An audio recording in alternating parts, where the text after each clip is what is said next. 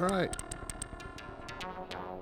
Now, hopefully everybody can hear me. Everybody can hear the audio because I feel like I've got this thing licked. Maybe I don't.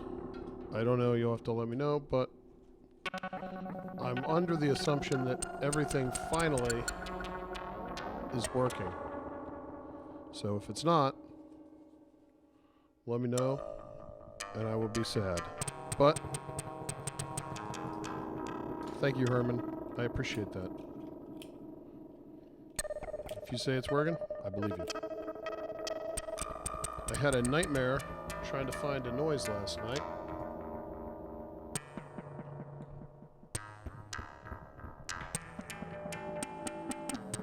And it turned out that, for some reason, I can't have two external monitors hooked up to my computer. It just... I don't know. You can have one monitor hooked up. Sounds fine.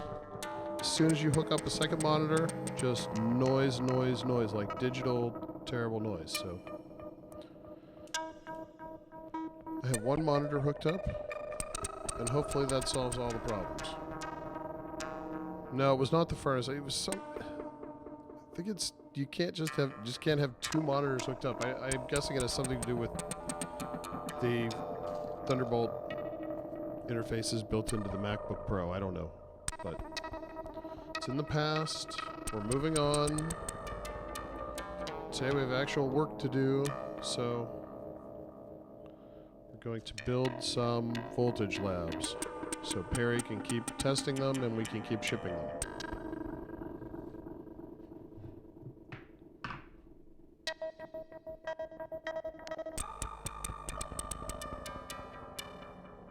Do I think there's a way to use the lid to fit more Eurorack modules inside of it if I had more racks?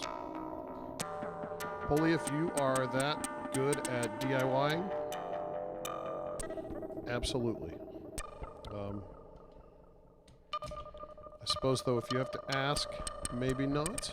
I don't know. It's not... The lid's not very deep, but I guess if your modules you're putting up there aren't very deep. The question is, how are you going to power it? I guess you could use... I'm sure somebody makes a power supply that's not very deep that would fit up there. Yeah. Send me a picture when you figure it out. I want to see it. I would not do it, but then again, I can just use another 208.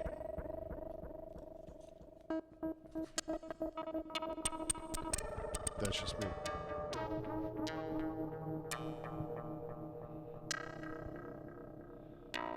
Yeah, I feel like I've got these sounds worked out. Now, one thing I haven't figured out is how to play SoundCloud or YouTube, but that's for another day. So today, I have the voltage lab chirping away, which may or may not drive people crazy, but what are you going to do?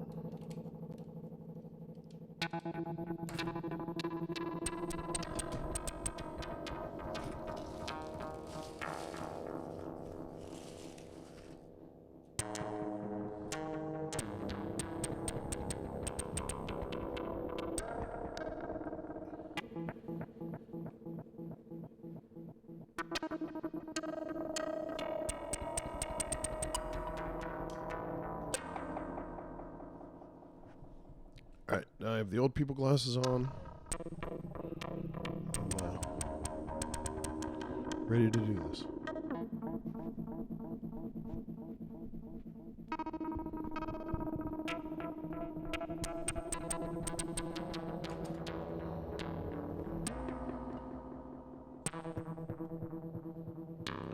No, I don't think there's any sending me music tonight. I'm not gonna tempt fate. I'll figure that out. One step at a time.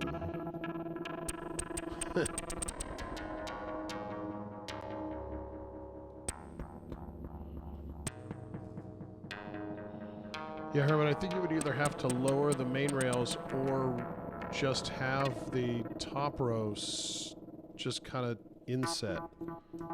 Would probably work too. But again, you're not going to have a ton of room then for modules, but depending on what you're putting up there, it might work.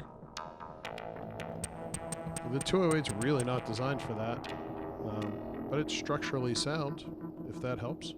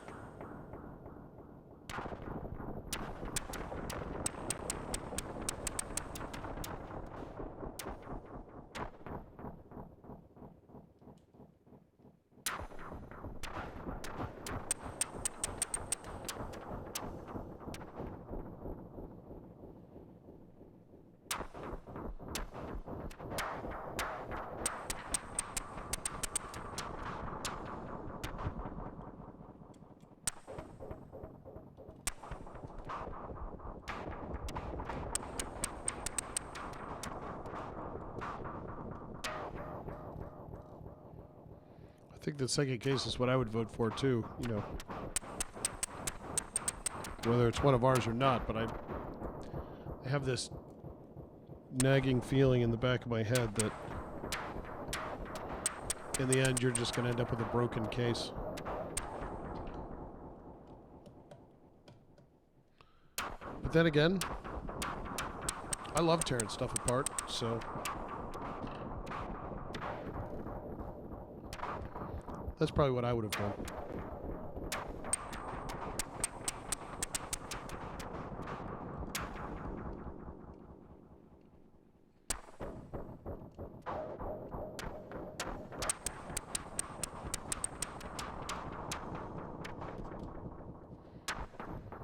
I spent the day today counting voltage labs. We're getting towards the end of the production run. So between today and tomorrow, I have to figure out how many we have sold, how many we've shipped, and how many we can sell. Because I think we're going to do tomorrow sort of a pre-sale for people on our mailing list who haven't bought a voltage lab already to order one. So if you do want a voltage lab and you're not on our mailing list, I would go to the website and sign up, because it's not going to be a public link, I don't think. I think it's just going to go out to, we have a ton of people on wait, so, and there's only really like 25, maybe 30 of them to go around, so I think what we're going to do is send everybody an email at once, and the first 25 or 30, whatever the number ends up being, who order one will get one. And everyone else will have to wait until somebody clones it.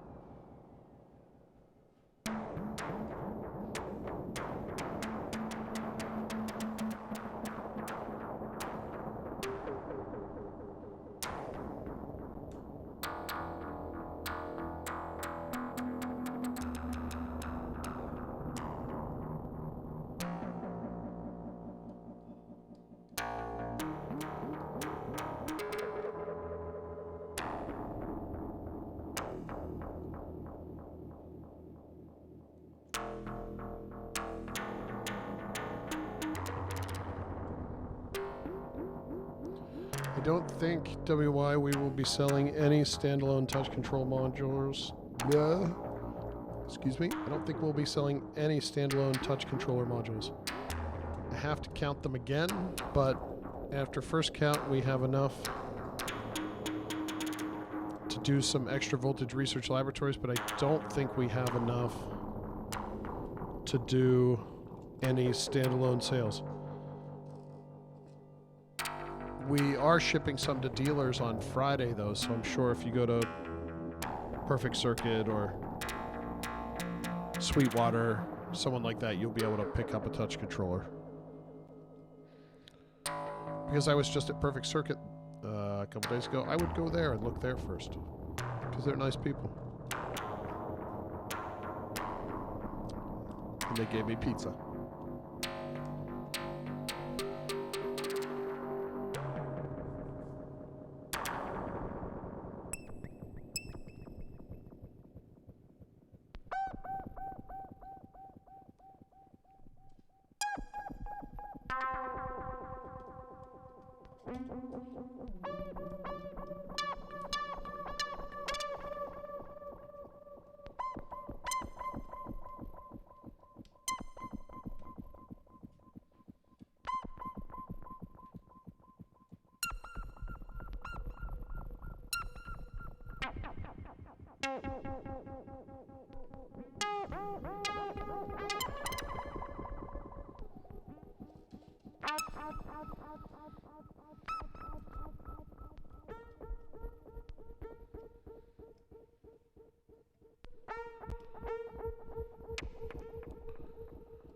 Skull Drays hurt.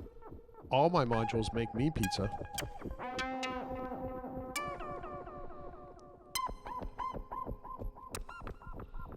I build the modules. Someone buys the modules. And then I use that money to buy pizza. Or in the case of over the weekend, I use that money to fly to California, get a hotel room, and someone else buys me pizza.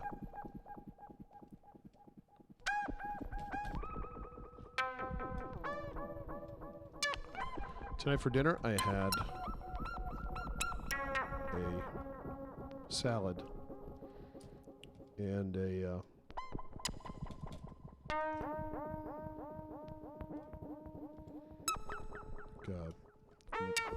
pot roast sandwich or something. Like shredded beef. It was good.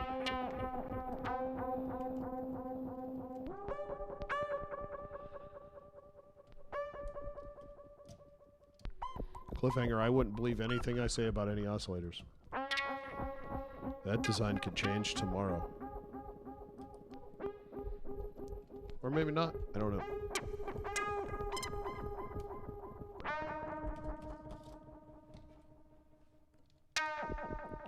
Sean, I can walk to Church Brewworks from my house, and I can't tell you the last time I've been there.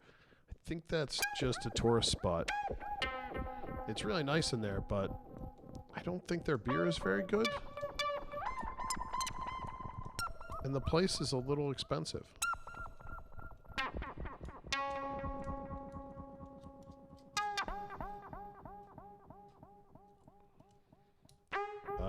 WI, it's a pizza with pierogies on it? Obviously.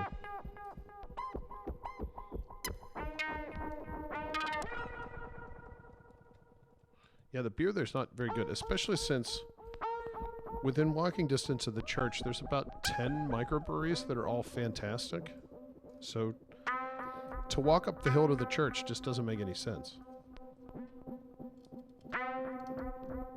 It was great when it opened 20 years ago, and it was the only, well, it was part of the sort of first microbrew wave in Pittsburgh. And it was great because there was only, you know, one or two other breweries in the city, but now there's just so many. So many really, really good ones that it's hard to justify going there.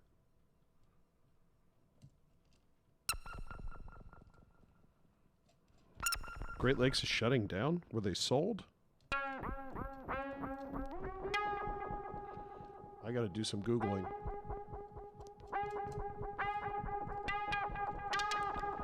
I still have friends that work there. From 18 years ago or whatever it was, 15 years ago when I worked there. That's terrible news.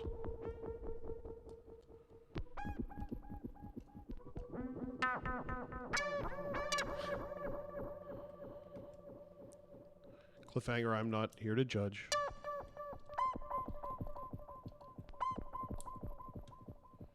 I appreciate you liking both the Voltage Lab and the theoretical, not yet announced or finished oscillator. I also like them.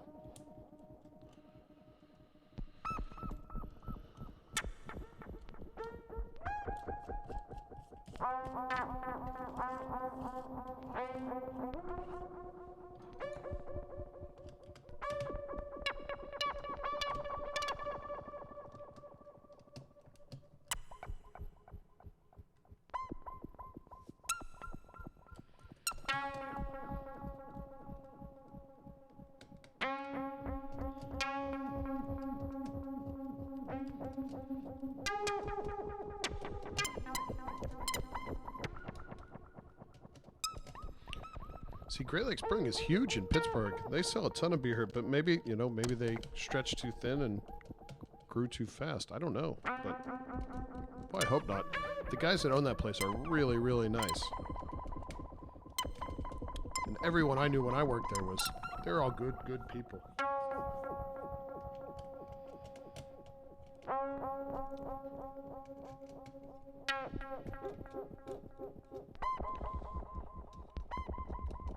And they had a free shuttle bus that would take you to Cleveland Indians games, so come on, just for that alone, they gotta stick around.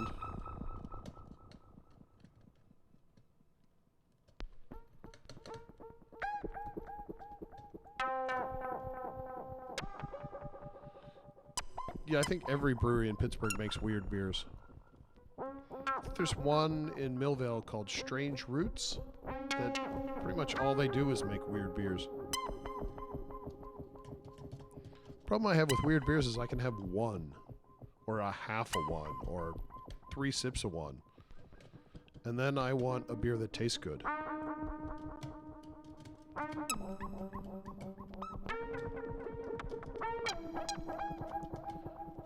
I don't know if I have 16 ounces worth of patience for jalapeno cilantro pale ale.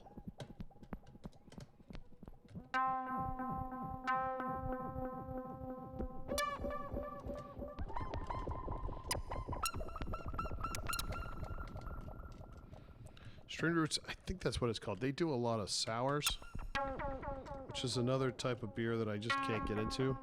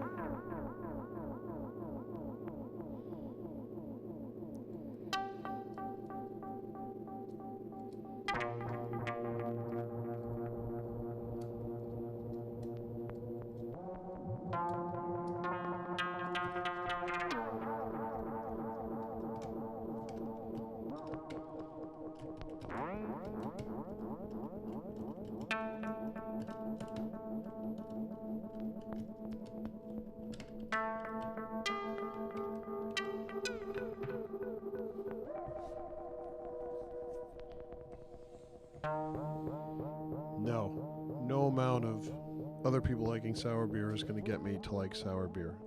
It's never going to happen.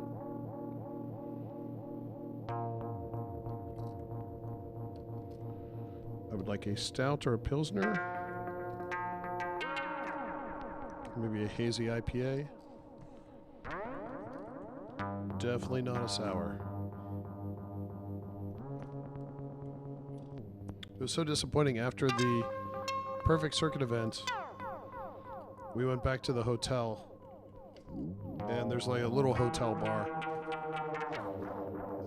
But we had a couple beers in our room from the night before, so we brought those down, and we were sitting in the lobby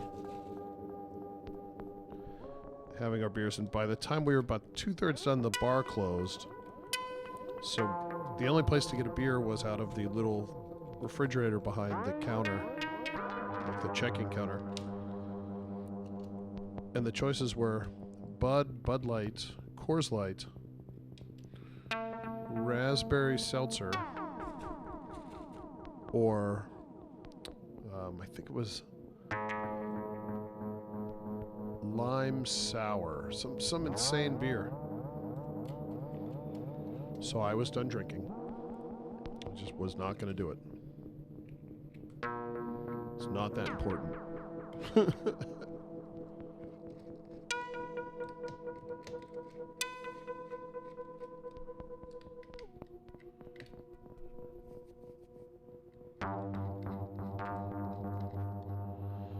Polly, can you plug your guitar in and control your sounds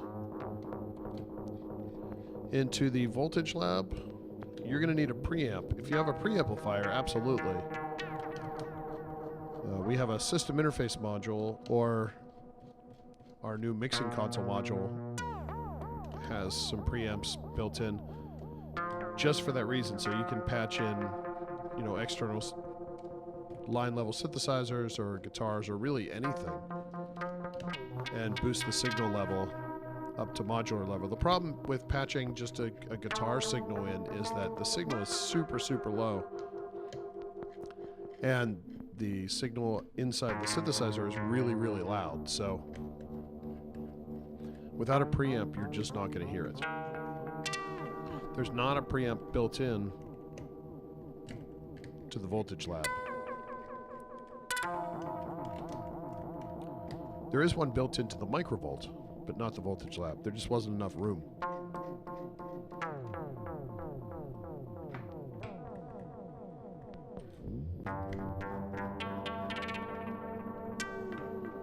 How are the NA stouts? Are they just super...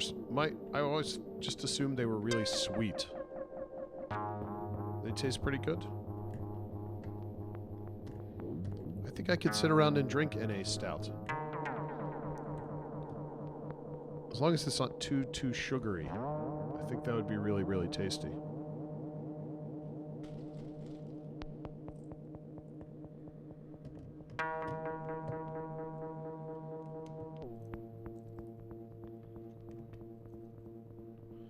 I like the idea of low or no alcohol content beers. Herman and I will go out for beers every now and then, and he'll have one beer, but it'll be the strongest beer on the menu. And while he's having that one beer, I'll have 3, but I try to get the lowest alcohol content beers I can find.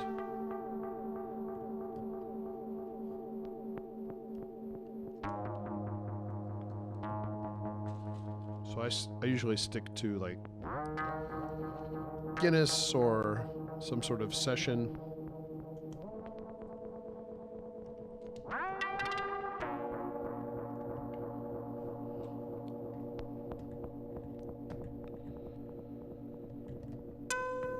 See, I could talk about beer while I'm working. That'll make the time fly by.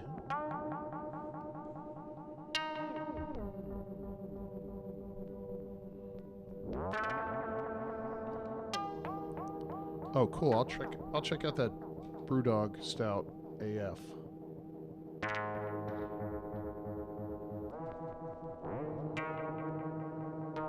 Oh, I'm curious.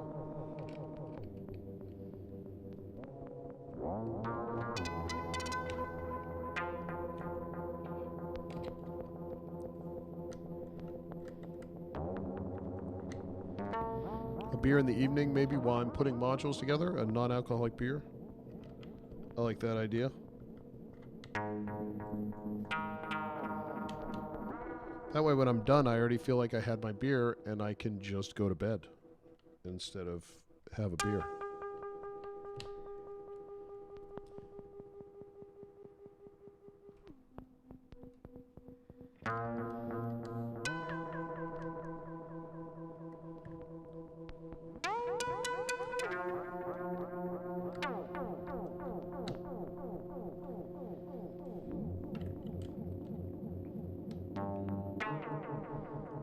Herman came to the workshop yesterday and dropped off my Behringer 808 and picked up his ARP 2600. So I'm now ARPless.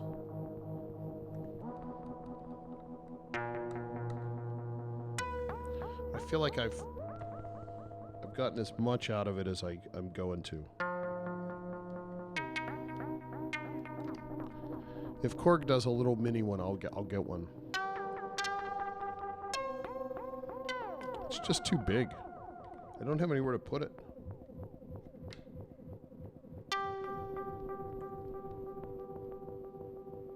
I did not order the Korg up. It was too big.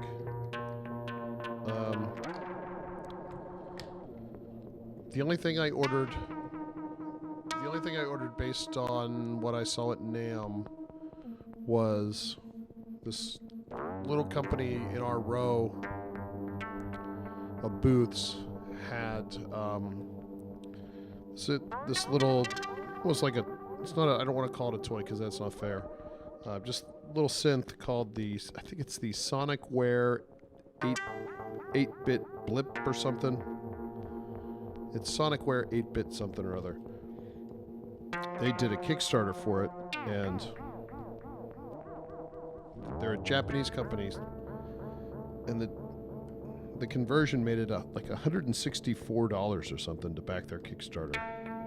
So I did that because I had a long play around with it at the show, and it was super fun, super lo-fi, but had a bunch of different synth engines in it, and it was a lot of fun. So I figured for $164 to have a little digital 8-bit toy on my desk at all times was absolutely worth it.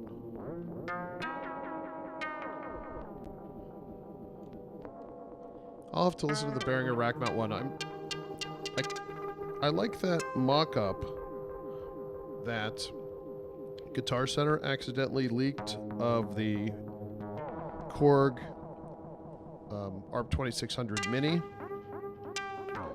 That to me looks along the lines of something I would enjoy. Just because I had an actual 2600 for so long that I'm kind of enamored with the shape and how it looks. I think the Behringer one, although I have no doubt that they nailed the sound, I think it's all the LEDs and everything, it's a bit much for what I'm looking for.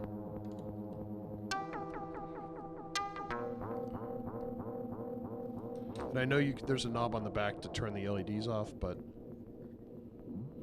I want the actual slider caps.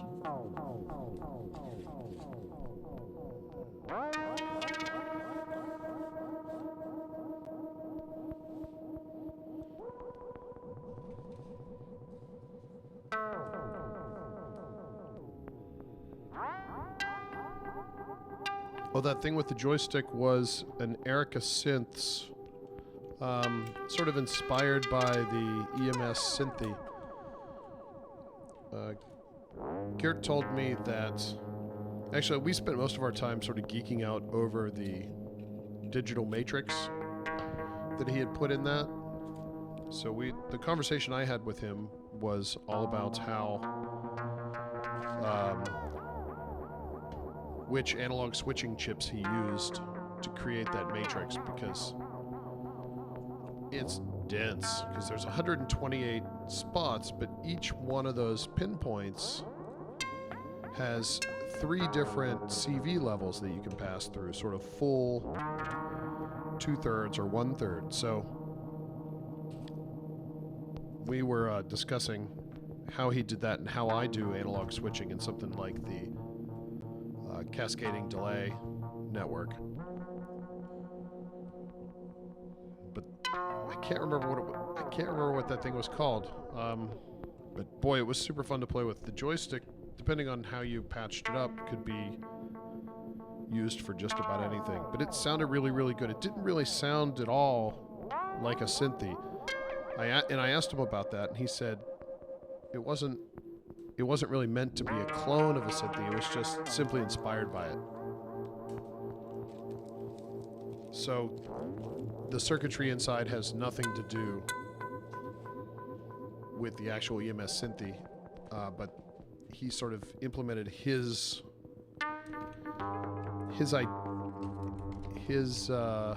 maybe homage would be a good word, because all the circuits are his. He just sort of tweaked them in a way to make them more synthy-esque.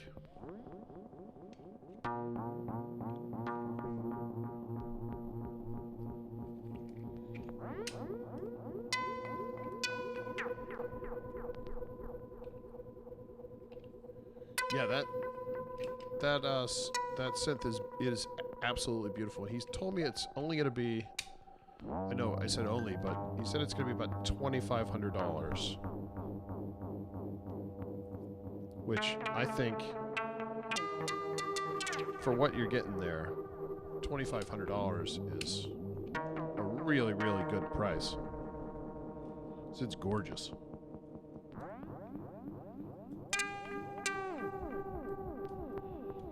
Thank you, WY. I liked your stream last night.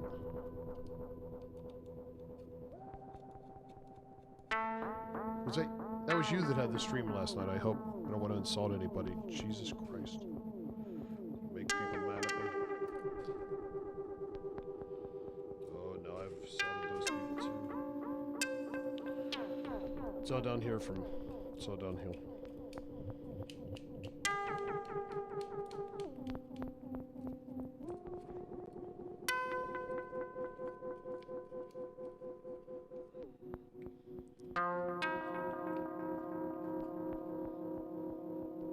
Okay, good. My memory is a sieve. I did like that patch. I especially liked the part that sounded like Jimi Hendrix dropping his guitar. That was my favorite part. I had it on the background while I was figuring out what the heck was going on with my setup here. The initial noise that I was having during the first stream was my PreSonus interface just needed rebooted. I didn't even know that was a thing that you had to do ever, but apparently that's what it was.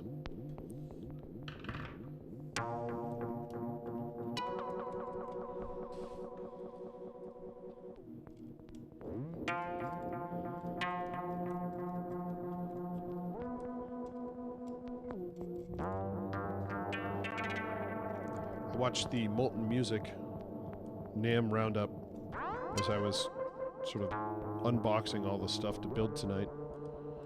I think he did a really good job of sort of summing up everything that was interesting at the show. I think that guy's... I like that guy. I think he does a good job. He has a cadence that I enjoy, and sort of a quirkiness isn't the right word. Sort of honestness. I don't know, is that a word? He has an honesty that I can appreciate, I think. But anyway, I think he did a pretty good job of summing up the show and what everyone was announcing. And I tend to agree with most of his opinions. You know, I sit sort of all day kind of thinking about synthesizers and gear, and I also think about cameras, camera lenses and whatnot as well, but most of the time it's synthesizers. And sometimes it's frustrating, you know, to look around and you feel like there's nothing new. Like, what is new? I want to see the new thing. I want to hear the new thing. Play the new thing for me. But there can't be I understand there can't be a new thing every week. It's not realistic.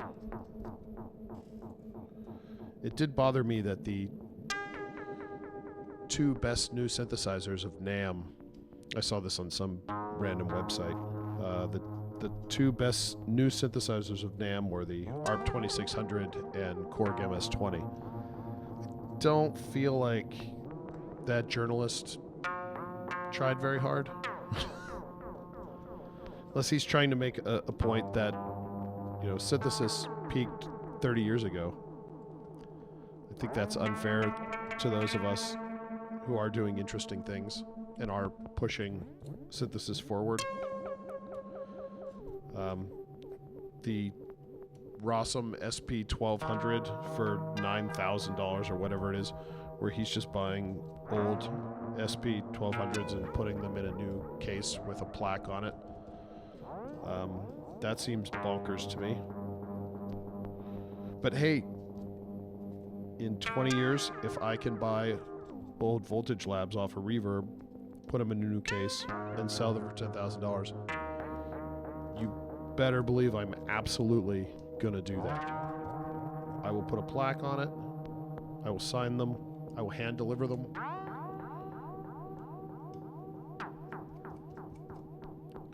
No, I don't have any plans at all to do another percussion sequencer. Although at Perfect Circuit, when I was playing around with the Kevin Key's new module, the Syndrum clone, I was feeling pretty, I was like, ooh, I'm going to tie this with my percussion sequencer and it's going to be awesome. I feel like the percussion sequencer kind of does what I want it to do, and I don't need to change it. I have two in my case. That paired with the game system and the time runner, and I'm kind of set for both, you know, straightforward drum sequencers and kind of quirky generative drum sequencing.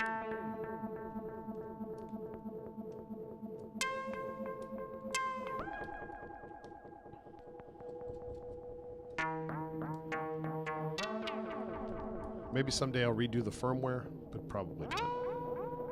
I say that stuff all the time. Like, ooh, I'm going to change this or I'm going to do this. And then I start to think it through and I'd be like, and usually my conclusion is, you know what? It's not going to be better. It's just going to be different. And I don't see any reason to do anything just for the purpose of making it different. If it's not going to be better, I'm not going to do it again.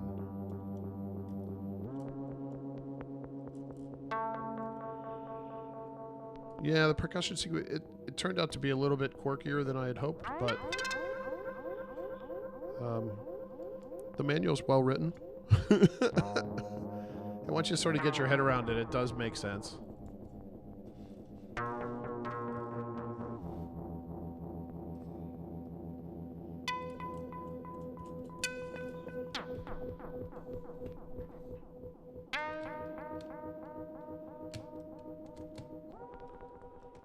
I think this is the first building with Richard where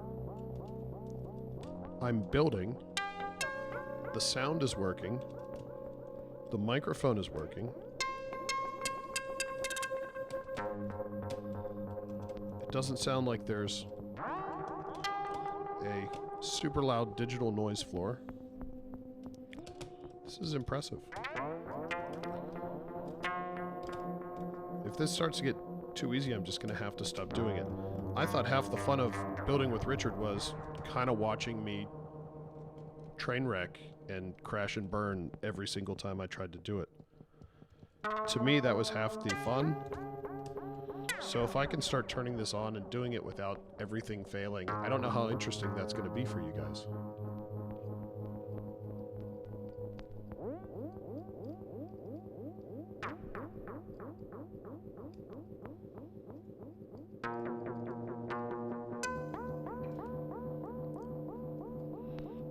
Pulley, read the manual, read the manual, read the manual, then read it again, and then I would recommend reading the manual again. The Voltage Lab really is a deep synthesizer. It's difficult to grasp its capabilities by just sort of noodling with it, because everything's a little bit obtuse, and there are a few hidden functions that, although you don't need them, are really, really fun once you know they're there. And the only way to know they're there is to read up on the manual, test them out, practice them, and keep trying them until you get something interesting out of it.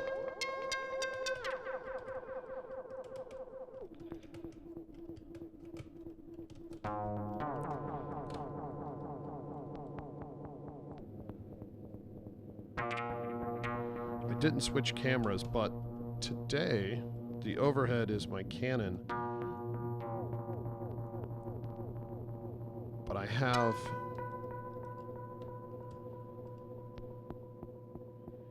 have a vintage Minolta lens on it, which I got from my father-in-law, and so I think it looks, I don't know, I think it looks really nice. This is the first time I've used the lens, and I like it. I like it a lot. It's, it focuses real nice, and it has sort of a, kind of has a little bit of a vibe to it, which I was struggling to get without using any filters, using the kit lens that came with my Canon. But this lens is all vibe. So, and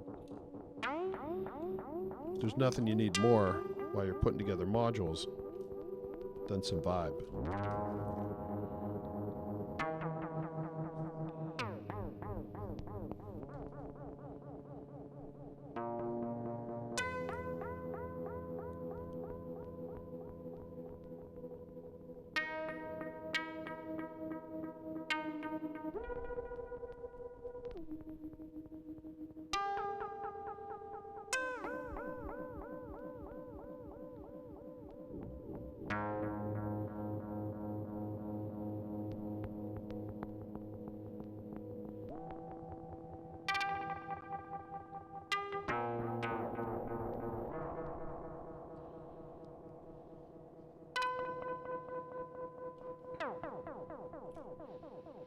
Oh, jeez, I didn't realize my... Now you're just sitting watching me text. That's fine. That's fine.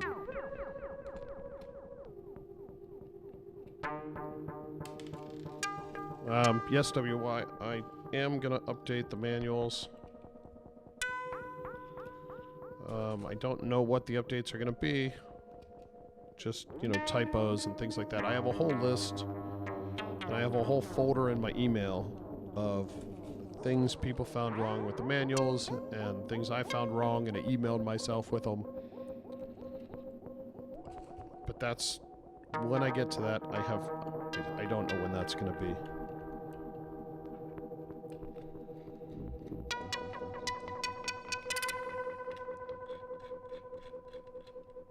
Yes, the desk is less sharp because it's vibey. And I sort of had to pick my focal length, so I went sort of kind of in the middle. Do I have any favorite ICs? We use a Cool Audio 2164 quad VCA chip in just about every design we make. It's the heart of our filter, it's the heart of our oscillator.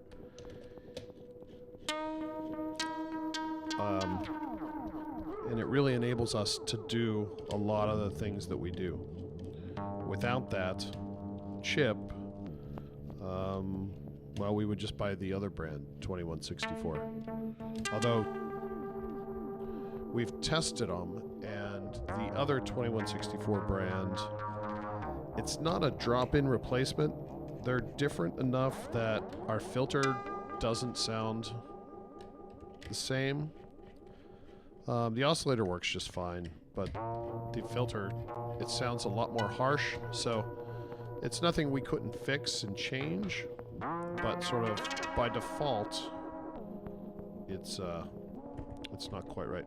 But so I would say if I had a favorite chip, it would be the 2164. I think it's the V2164. I also use the DG202 chip a lot.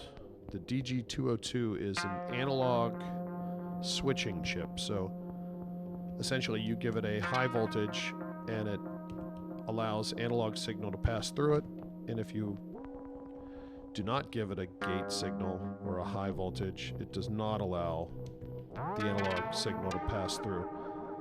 And that chip we use a ton in the new stuff. All these little white buttons that I'm putting on here, these are all digital buttons that are used to control the opening and closing of those analog DG202 chips. So that allows us to have digital control over analog signal paths. We used it to great effect in the cascading delay module. Used it a ton in that thing. I think there's 6 or 7, more than that, DG202s in there. There's a ton of them. MP, they will start shipping this week, I think, to dealers. I'm not much of a salesman, but I would recommend that if you want one, really try to pre-order one from, Perfect Circuit or Sweetwater or your favorite dealer that already has them listed on their website. If you don't, you're not going to get one. I don't know when or if we're going to do a second version. We made 425 Voltage Lab modules. How many of those are going to turn into Voltage Research Labs? I don't know. But there's not that many. And most of them at this point are accounted for. So, again, if you like it, and I appreciate that you do, and if you want one, I would absolutely look around and see if there's somewhere where you can get one, because otherwise you're going to be buying them used off of Reverb, which is awesome too. I buy used stuff on Reverb all the time, but I suspect based on the prices I've seen for these selling used on Reverb, they're going to be way more.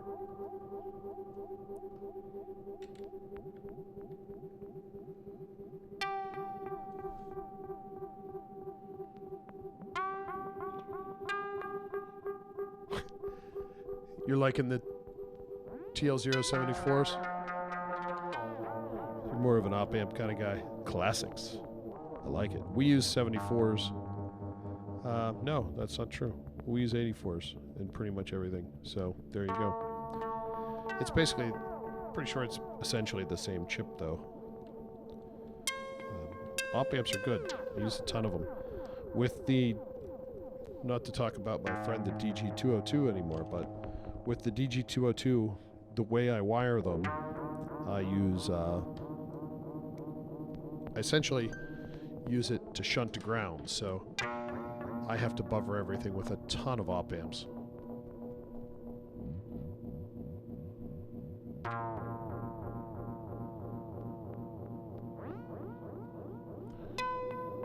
Alright, everybody.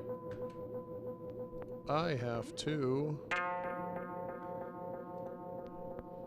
go pick up my son from swimming class.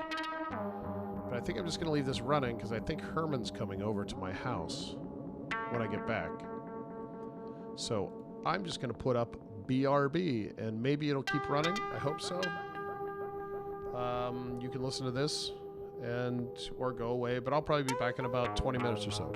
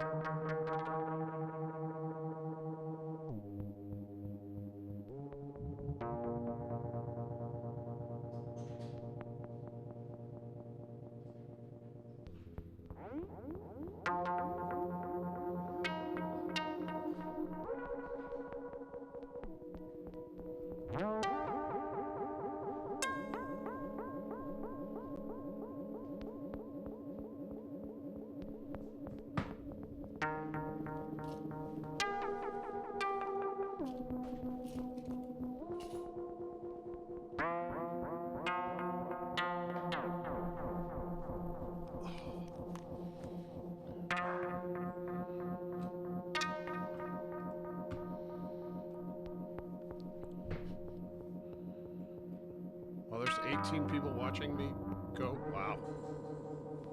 You guys are awesome.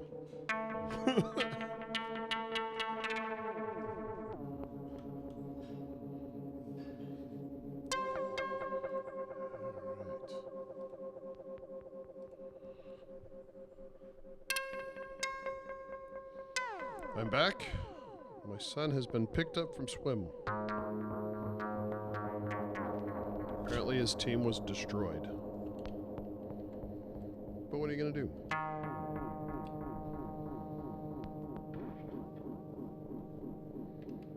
No, the sound's not looping. It's the Voltage Lab playing live.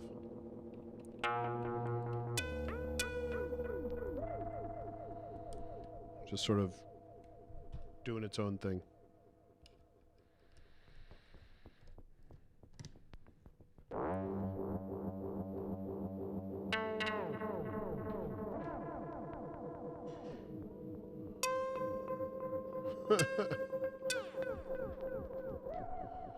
Fair enough.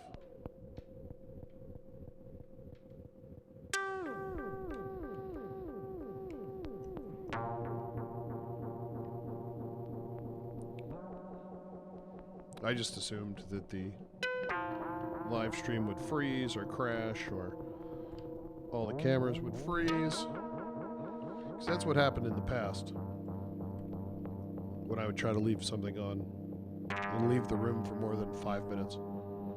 So, again, I'm getting a little worried that this stuff is all starting to work. And that's problematic.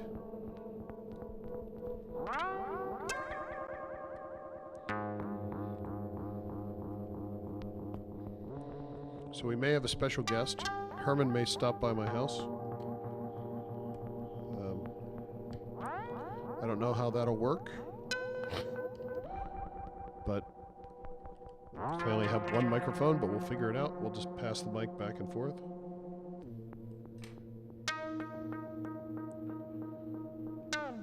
Herman owns a recording studio. Maybe he'll bring his own microphone. I don't know.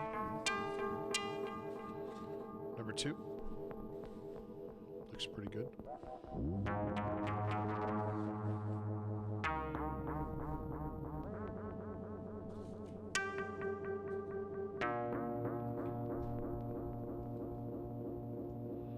Oh, the camera's definitely not going to fall. I bought like an industrial strength overhead camera arm for it, which is good because this old Minolta lens I put on it is really, really heavy. I don't think my my poor little Canon M50 was ready for a lens that's 10 times heavier than the camera body is. But I'm actually, the mount adapter is what's holding the camera up, so that there's actually no pressure on the camera itself, just on the mounting adapter. Overall, I would say I'm very pleased.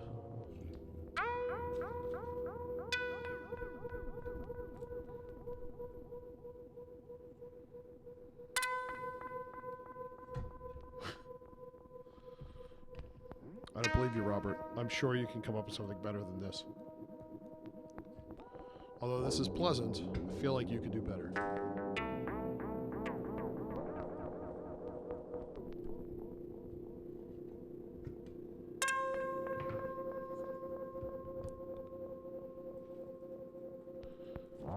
See, that's the thing, Christopher. I don't want to be a star.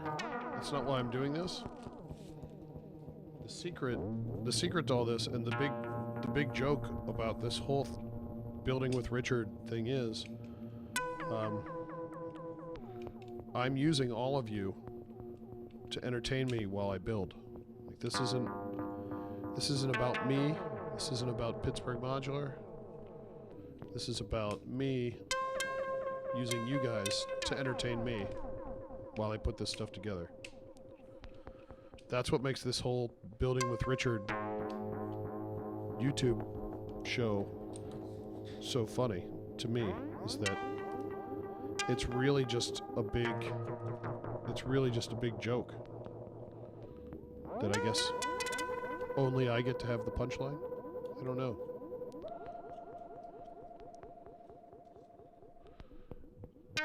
It's way more interesting to talk to the people in the chat room than it is to sit day after day and sort of listen to the same TV or listen to the same music over and over again. So this is a way to entertain myself as I put things together. So for that, I thank you.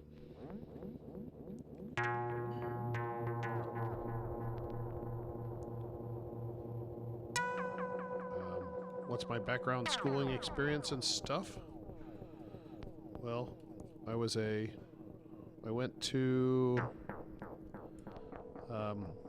grew up in Pittsburgh, and I went to the University of Pittsburgh, where I promptly dropped out after about 2 years of intense LSD studies. And then I became a software developer. Well, there was sort of a whole weird restaurant career in there somewhere too, but then I became a software developer and I did that for about 15 years. And I would write custom software that would allow small businesses to manage like sales teams and marketing departments and newsletters and that kind of stuff. So that's my schooling and my background. I don't have any formal electronics training at all, but I do have a Michael Johnson. He was sort of my electronics mentor. I've learned a ton over the last 10 years working with him. But he still does all the heavy lifting. Everything gets approved by him and everything goes through him because he's a smart fellow. He always says that I'm clever, but he is clearly smart.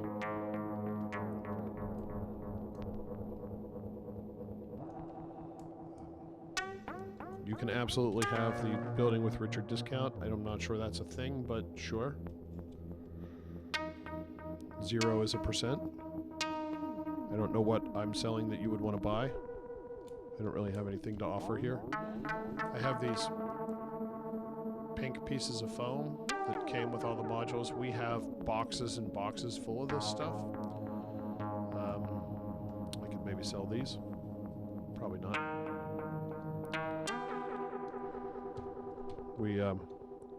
About Building with Richard t-shirts with my face across the front. When I was in high school, my friends made, I think it was for prom or graduation day or one of those days. They made Mr. Wonderful t-shirts that had my senior year picture on them, and they all wore them. So it would not be unprecedented. It would be terrible, but it would not be unprecedented.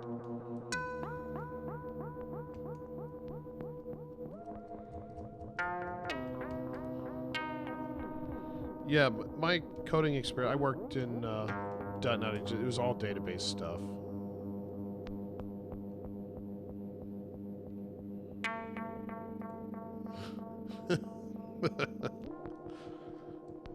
Christopher, I just approved that message, but no, that's not right.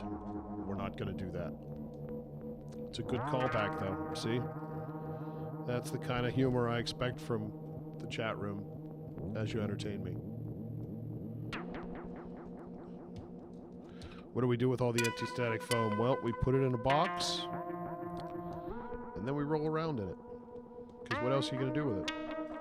Get a big box, and you roll around in it. Static free. That'd be. We pretty much just throw most of it away.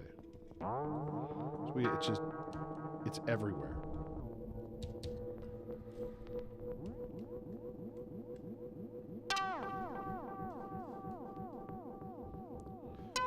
It would be fun to interview people while I'm building, but the problem is I kind of have to pay attention to building.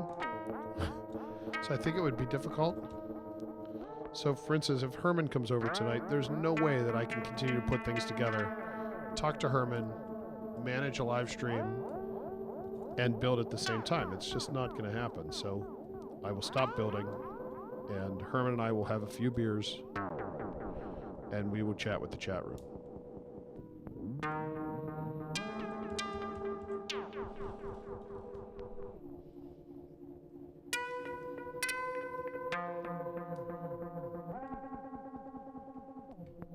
Dave, absolutely that's not necessary.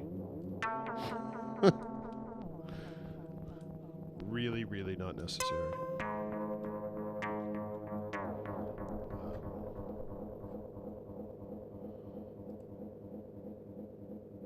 I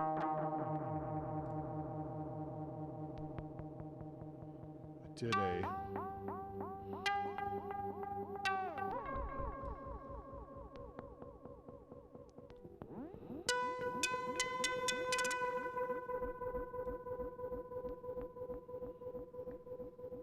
So of course, anyway, the t-shirt that we did, or the t-shirt my friends did with my face on it, of course, we had to do then an album. So that ended up being an album cover that we used for one of our random high school projects.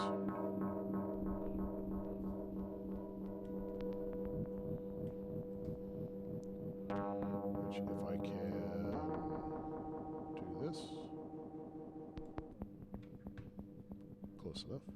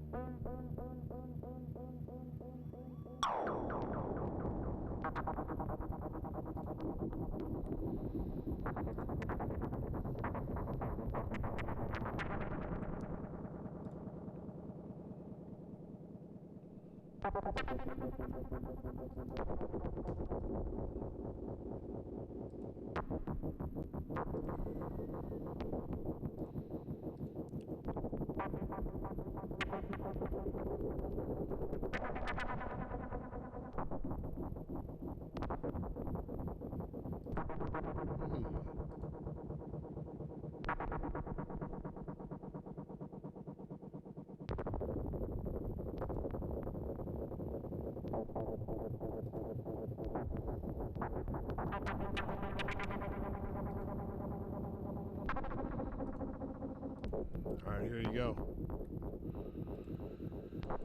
This took way longer to find than I assumed it would, but here is the Mr. Wonderful t-shirt from my youth.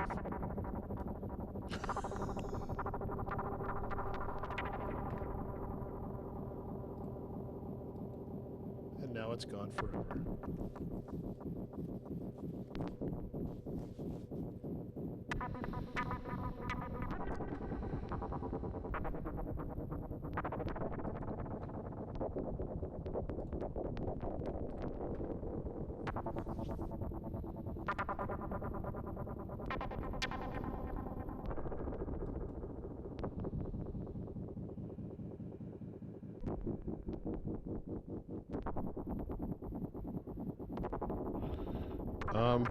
Have I ever thought of starting a Pittsburgh modular label? We did an album, my friend Herman and I didn't do anything, I paid for it, but Herman did an album with a bunch of local rappers, hip-hop artists, where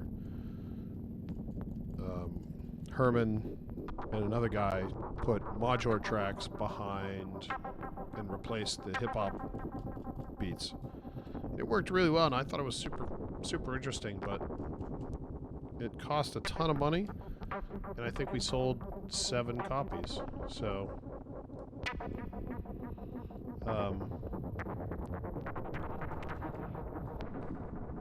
we're not going to do a record label. I can't do everything, and it's only so much free time in the day. And doing a record label is something I'm not interested in at all. Yeah, I don't want to. I have so many other ways I can throw money away on synthesizers and camera lenses and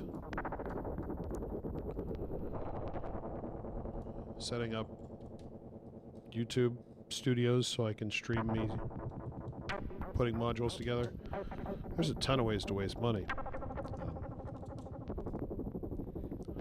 Although if I owned a record label, I would have music to play while I stream me putting the modules together.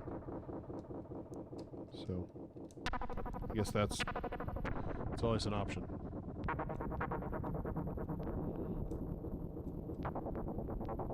Thank you, Acorn Sonata. I appreciate it.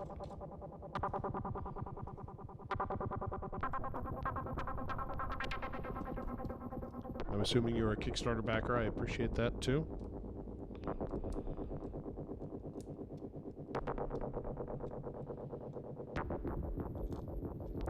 The nice thing is, though, if you didn't like it, you could almost double your money on Reverb.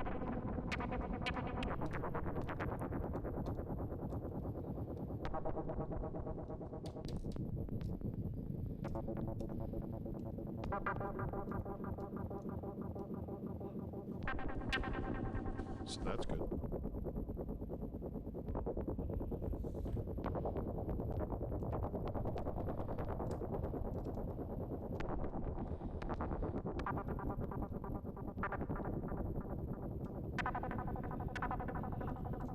Oh yeah, and mountain bikes. I want to get a gravel bike. I have a gravel bike in my future. I want something that's a bit more race ready so I can go fast, but safer on the streets. Road bikes with those little skinny tires, I don't feel safe on the streets. I'm pretty sure I would go through a tire every day.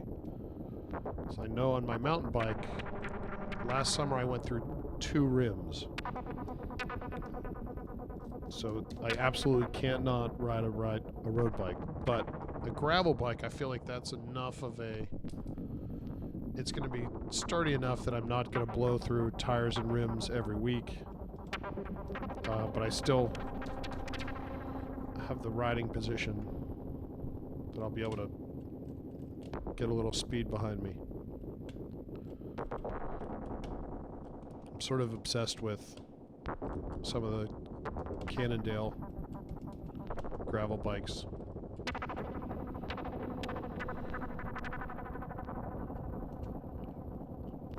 I love biking. Danielle and I both bike to work all summer long. In the summertime, I could go weeks and weeks without putting more than 2 or 3 miles on my car. Really, really nice. The shop is about maybe 2.5 miles from where we live, and it's relatively flat. It's certainly flat for Pittsburgh, so it's easy to get to and from work. And then on the weekends we go on nice long rides. We'll take the kids, or we'll go out with our friends and sort of microbrew hop. It's super fun. Summertime definitely revolves around riding bikes for me. And for Danielle too, which makes it even better. It's one of the activities that Danielle and I both enjoy doing together.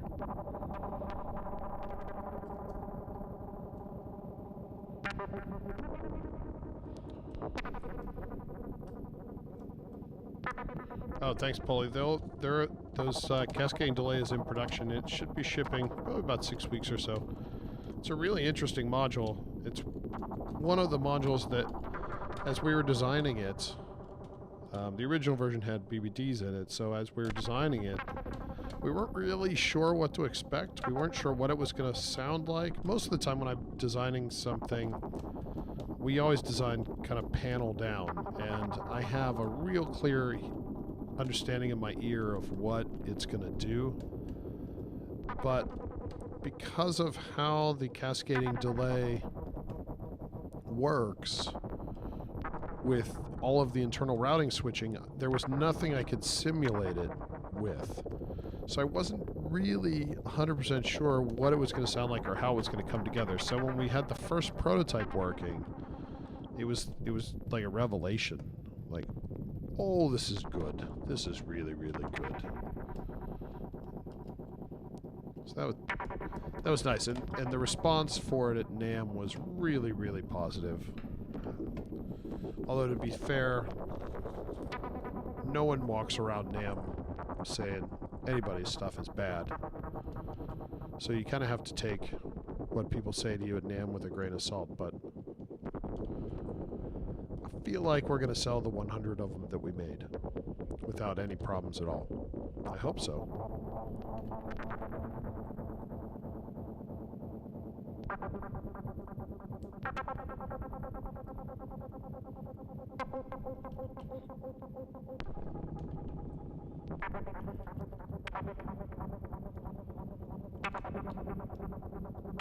Right now, Danielle and I have matching Diamondback mountain bikes. They are pretty sweet. At the end of the season, in the fall this year, I finally bought skinnier tires for it. And it was like buying a whole new bike. It's so good now. So good.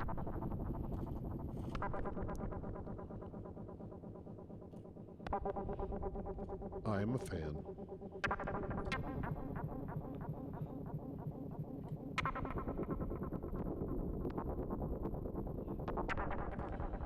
Yeah, the Cascading Delay Network, I wish it didn't have to be $549, but unfortunately, it's ridiculously expensive to manufacture. I was surprised.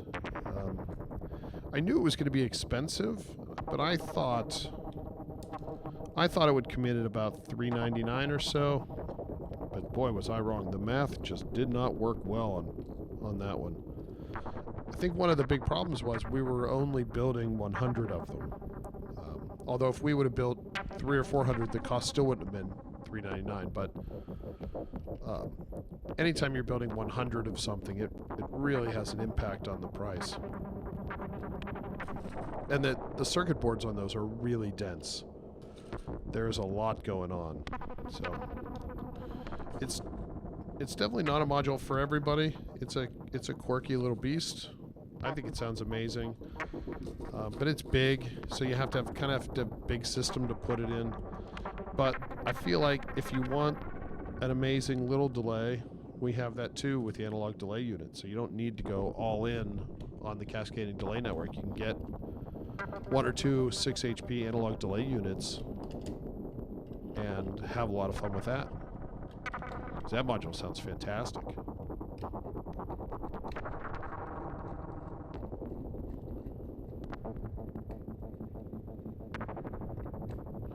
Oh, the voltage lab into the cascading delay network is super fun. I can't wait until we get the production run in. Because inevitably, anytime we get a production run in, the first thing we do, or the first thing I do, is, you know, we'll have 8 or 10 on the workbench and we've tested them all up and we're ready to sort of unplug them and box them, is you just end up running one into another, into another, into another. In the same way that when you have 15 oscillators on the bench, you absolutely have to patch them all together. And listen to 15 oscillators. It's one of the perks of working in modular synthesis.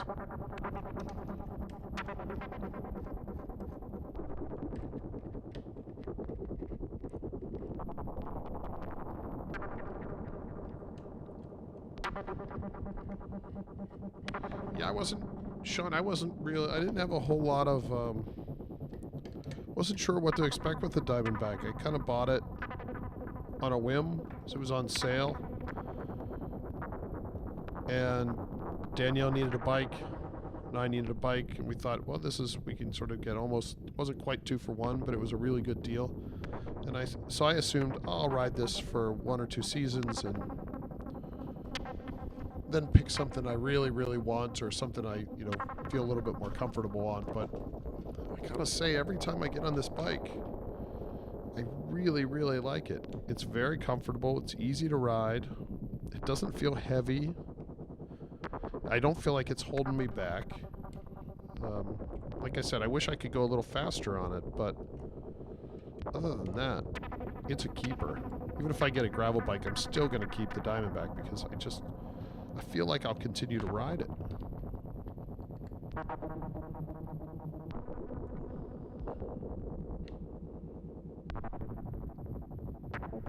No, WY. The SV1 is in production again. Obviously, with the black panels, and we changed a couple of the buttons.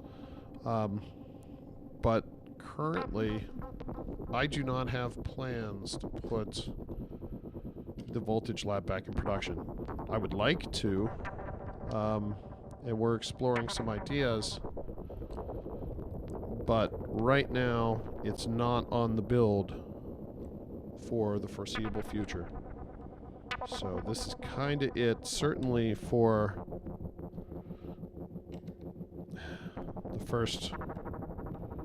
probably the first half of the year at least. We're absolutely going to do it again somehow, and in some context, because it's just too popular. People love it, and I can see why. It sounds amazing, and it's really an interesting synthesizer. The problem we have is that it's very expensive to manufacture. So when it does come back on sale, it's going to be much more expensive because we priced it poorly, and I guess it kind of is what it is, but we don't have plans to put it into production yet. We're still trying to do the bank loan thing to get the $100,000 or $110,000, whatever it is we need to do the production run. And but my guess is that's months and months and months and months away, because anytime you involve the banks in anything, it's a super long process.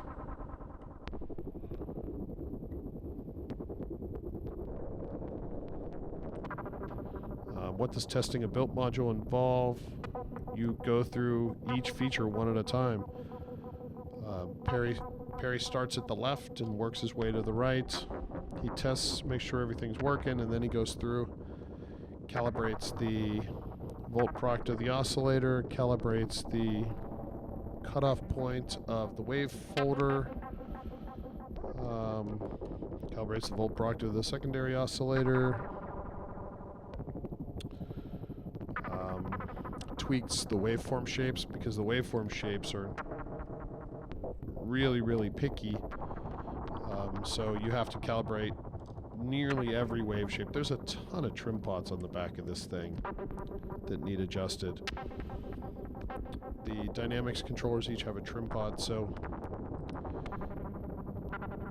it's a process. The analog delay has 2 trim pots per BBD, so just for the analog delay unit there's 4 trim pots.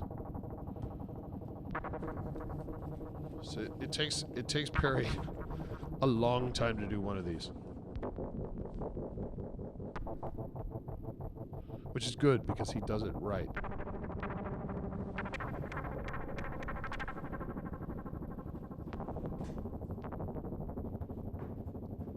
It should take him a long time. It's worth it. It's worth it.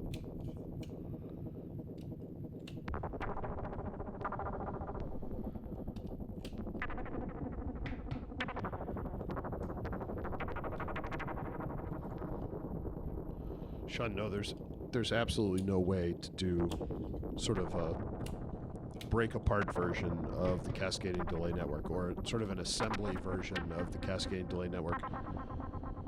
There's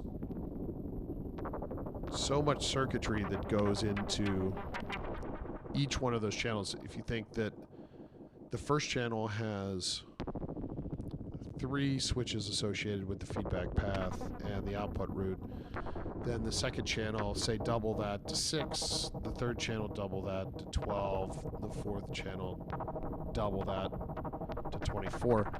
So it's absolutely not feasible to have a module that you could simply plug another one in and sort of build a cascading delay network.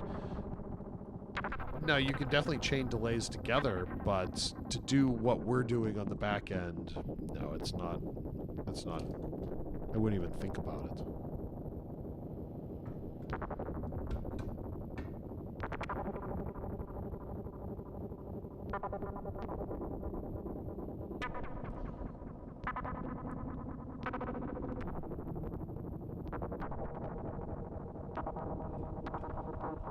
Christopher, that's another problem. How would you... One of them would have to have a button or something. What I found with... When I first started doing modules years and years and years ago is everyone would come out with a basic module, and then they would come out with an expander module that would add features to it. And I always thought that was... I don't know, I never liked that idea. I like the idea that if you're going to buy a module, you should get all the features.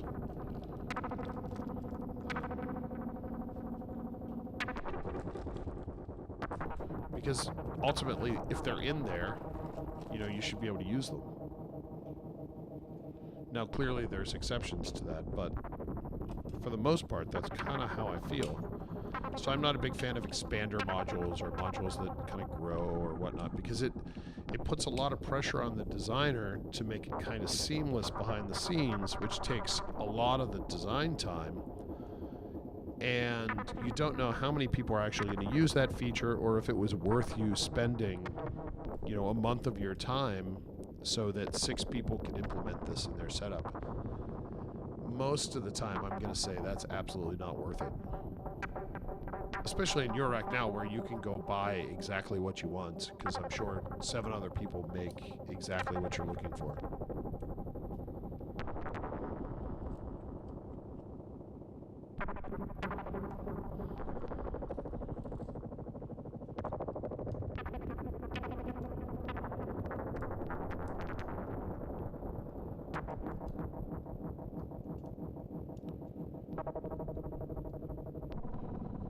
It's always interesting to afterwards to look at the analytics from these streams, because it's amazing how many hours of view time they get. Which, as I'm looking at that, my first thought is, man, if I could harness that, the view time somehow to put modules together faster. Like if every one of you saw me building a module that would be an actual module, that would be kind of cool.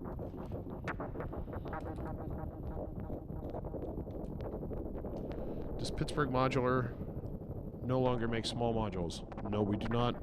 Well, the analog delay unit is 6 HP.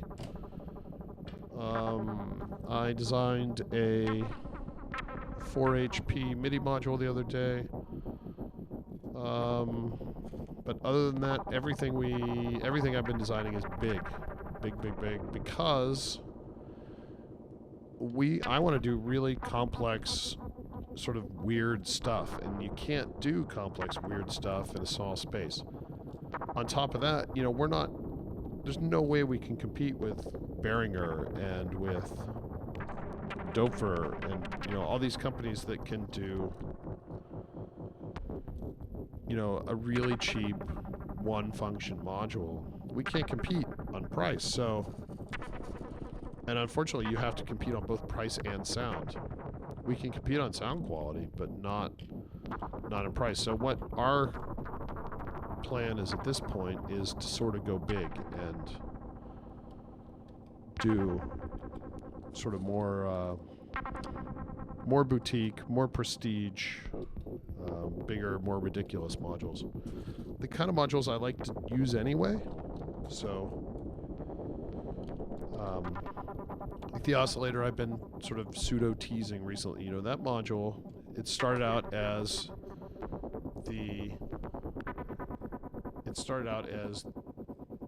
know, inside here. My head's in the way. There we go. It started out as just kind of a copy of the primary and secondary oscillator here, but since then, it's sort of taken on a life of its own, and it's a huge module now. But I've kind of thrown everything that I find musically relevant and musically interesting about the idea of a complex oscillator and cross-modulation in many different ways.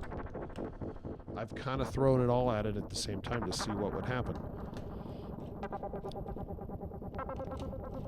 And, you know, we have several other new modules that we're working on. They're kind of the same way. It's once you're comfortable with, you know, a list of what I would consider musically interesting features, then that's what determines the size of the module. If you're going beyond the basics. That doesn't mean we won't ever do the basics again, but again, it's not on my radar currently.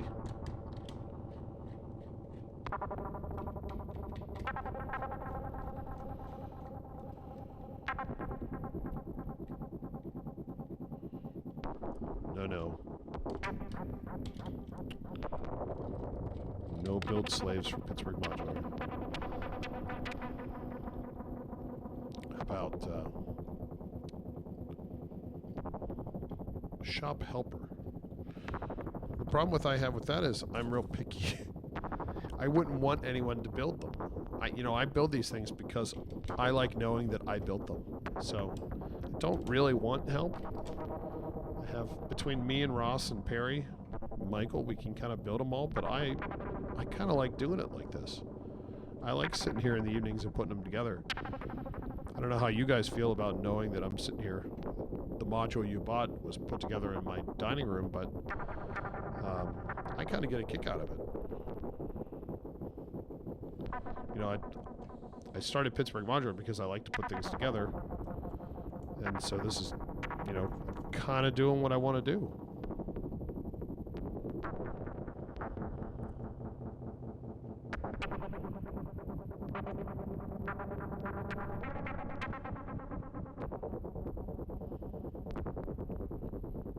WI post, I think I showed you guys a bunch of different modules.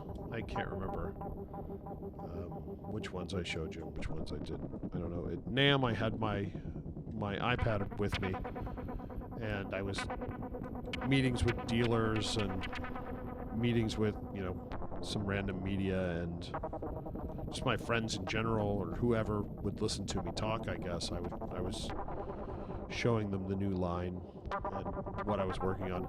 The reason I like to show people those drawings is because that's kind of what I'm working on now. So that's what I'm really excited about, because, you know, that's what I'm thinking about all day is how is the ring mod cross modulation going to work in the new oscillator, or how am I going to fit two fragment circuits and how will they interact? What will that be like if you have sort of fragmental feedback going on in the between the oscillators? So because that stuff is what I'm thinking about all day, I tend to bring it up in conversation with people that I feel like will have an impact on the final design.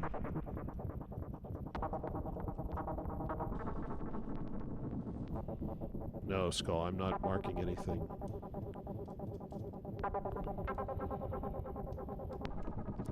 Because that way people can just pretend that their module was definitely assembled on screen. And isn't that more fun? Then everyone gets to be involved.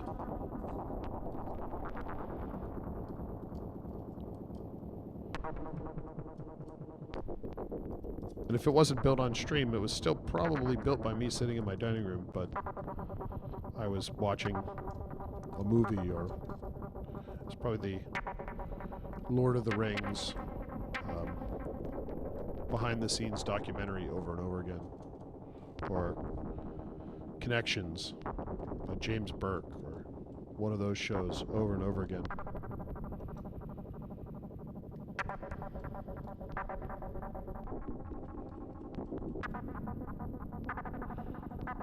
WY, you can say what it is, it's okay. It's not, if I showed it on the screen, it's clearly not a very good secret. I'm not going to show the picture again. I've already shown one dumb picture tonight. I don't think I need to show it again. And if I show pictures of new stuff, then I have to take the stream down when I'm done. So I'm not going to show any more pictures, but you're allowed to mention it in the comments. It's okay.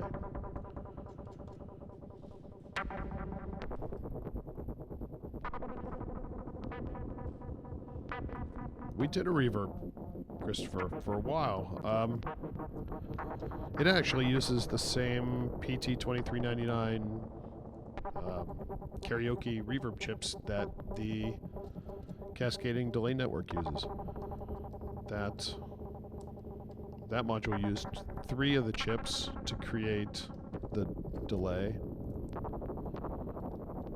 and obviously the cascading delay network uses 4.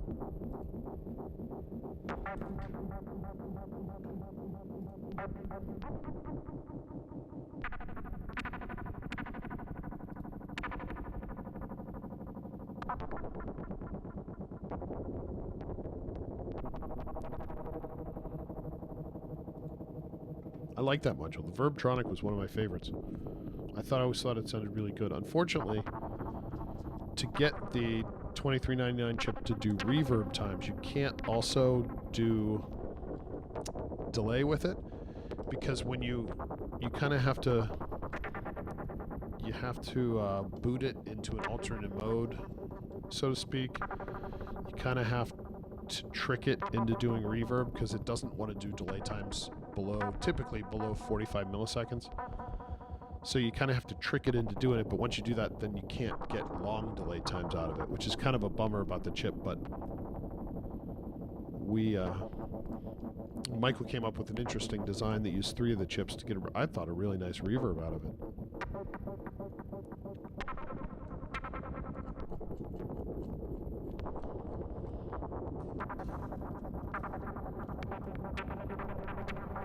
I really like the tonal tilt circuit in the Verbtronic. I've been looking for somewhere to put that tonal tilt circuit again, which is, you know, essentially a tone control kind of, you know, high-end boost or low-end boost. But I always liked the way it sounded. I think it added just enough without being overwhelming. Hopefully someday we'll find another use for that circuit, because it was, as Michael Johnson would say, it was very clever.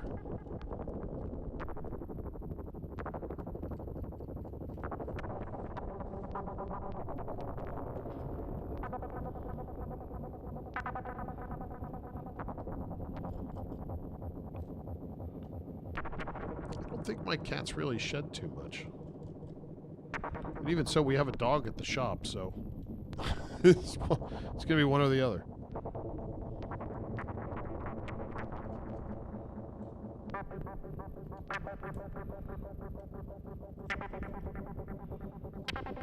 No, the modules are assembled in clean room conditions.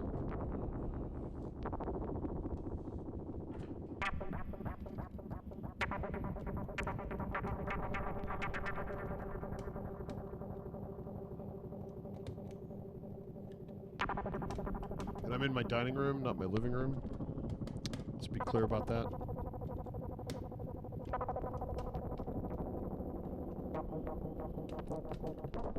Although, to be fair, my dining room doesn't have a dining room table in it anymore.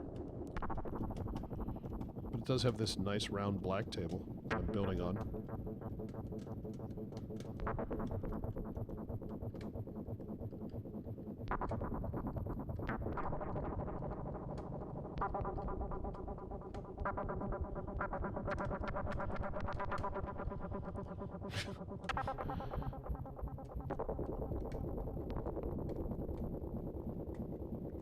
Yeah, I don't think the voltage lab needs, you don't need to worry about it adding warmth to it. Certainly not temperature-wise. This is a warm module. This thing gets hot. There's a lot going on back there. It's just super, super dense. So it definitely warms up.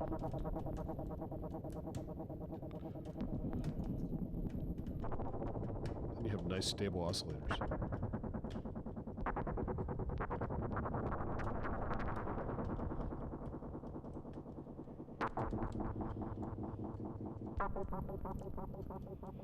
I guess Herman isn't coming over.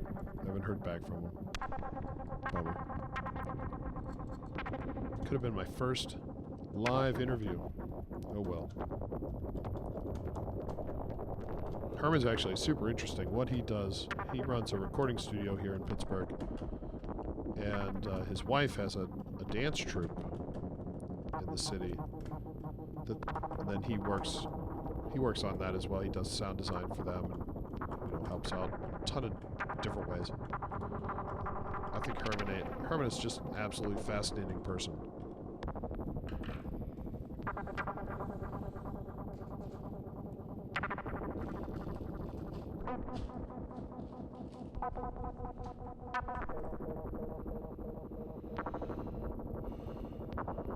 The strips on the touch controller are capacitive touch. There's 7 different zones. Because typically capacitive touch, it's surface area. So it would be if you sort of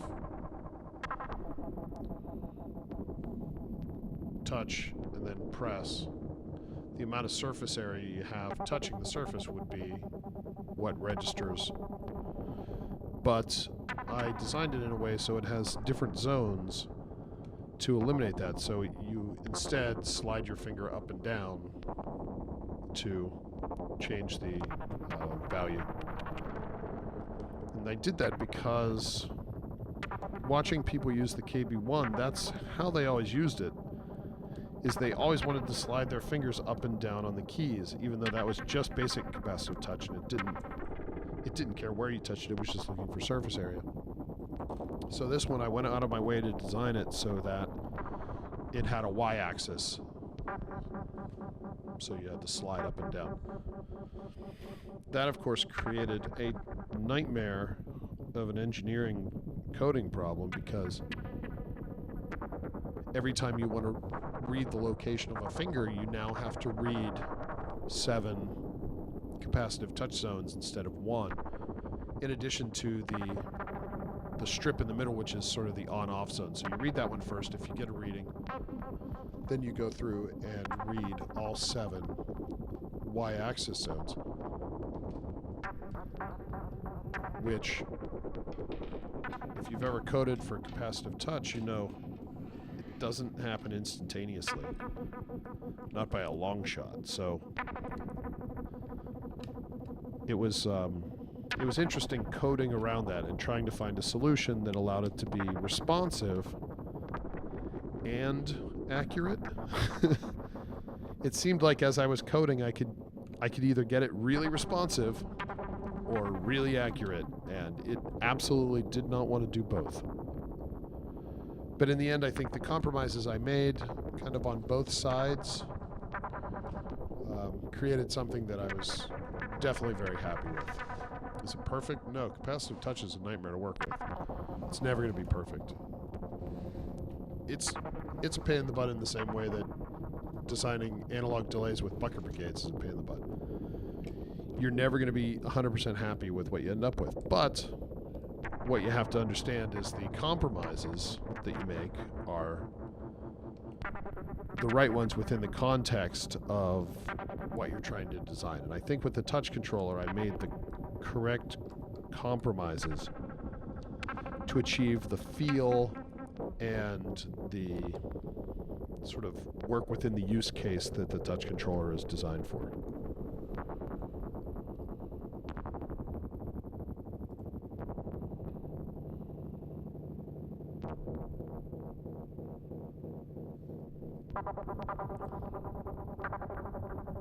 I use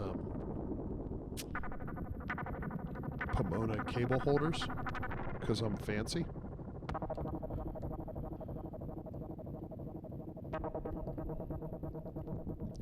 But I also throw them on the table and leave them there sometimes.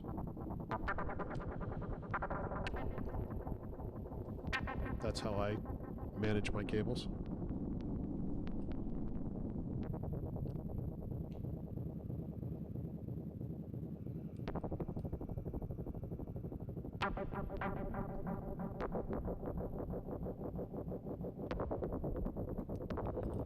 What I found is that capacitive touch is funny.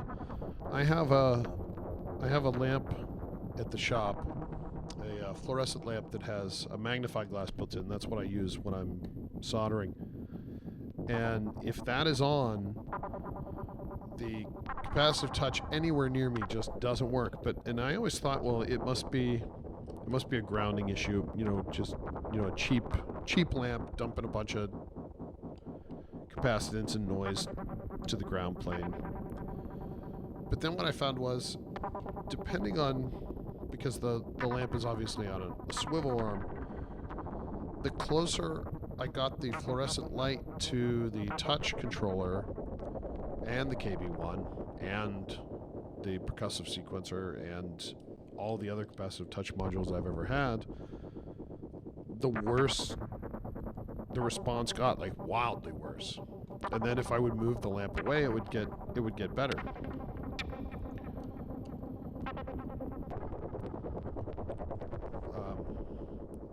I don't know if that helps at all, but capacitive touch it's sort of a black art, I think.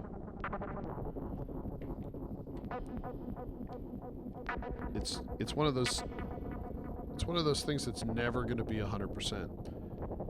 And my job when I'm designing the code for it is to have the code be as flexible as possible with what the readings are and what it's outputting. So it's essentially recalibrating itself constantly, kind of riding the capacitive noise floor, always trying to determine if it's really being touched or if it's the noise floor that's affecting it. So for instance, when I check to see if it has a finger touching it, I check 10 times before I say, okay, that's a finger. Just trying to determine, okay, is this really a finger or is it just capacitive noise?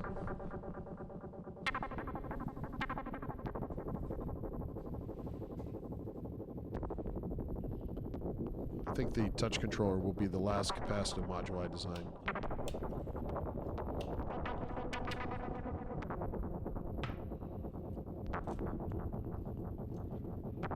Which is a bummer because I really like capacitive touch and I really like alternate controllers.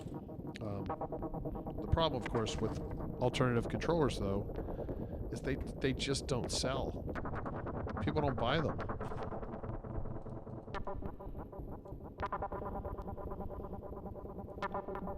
It's hard to compete with a $129 key step or a $99 beat step. It's hard to say no, but this $350 touch controller is worth it.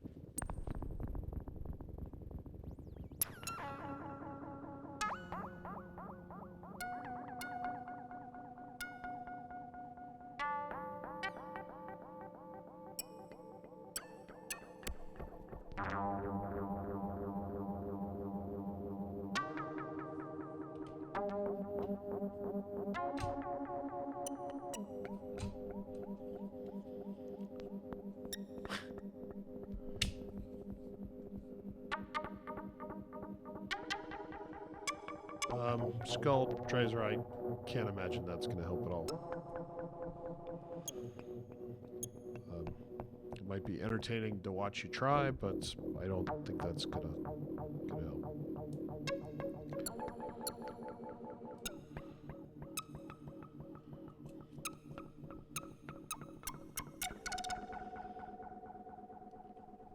What will help is a well earth-grounded outlet.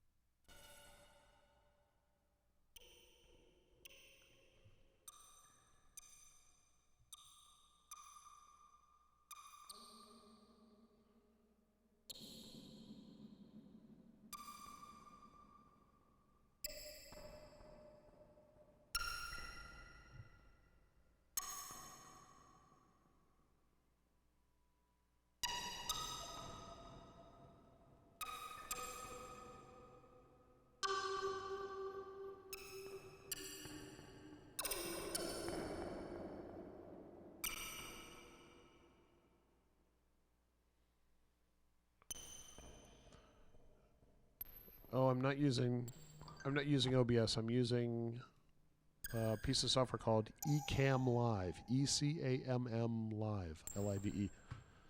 It's not free. I was trying to use OBS, but OBS didn't work with my Canon camera. And that's a Mac driver issue, but for some reason eCam did, and eCam allowed me to set a bunch of stuff up and kind of make it work. So I abandoned OBS and went to something I had to pay for. But, you know, for riveting content like this, it's clearly I'm getting my money's worth. And, well, obviously you are too.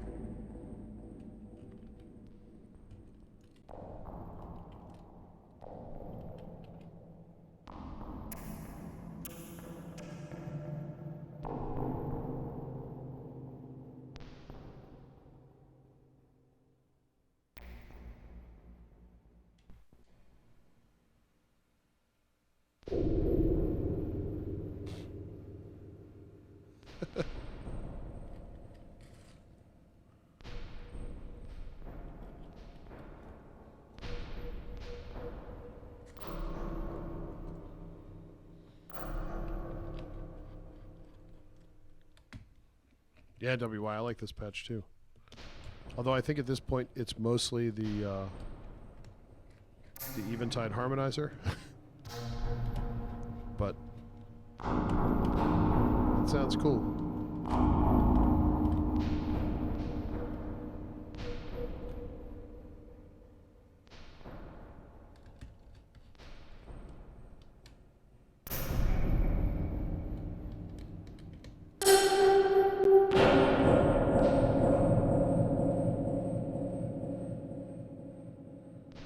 The levels on this patch are a little all over the place.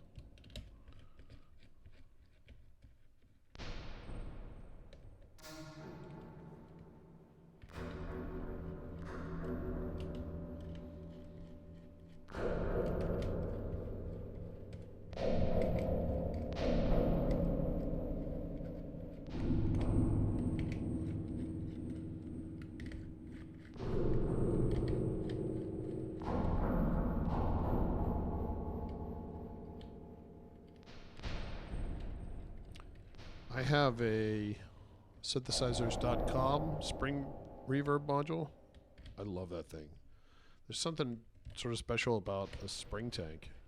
It sounds really good. I think the synthesizers.com one sounds a lot better than the one that was in the ARP 2600. It has more springs. I am a fan.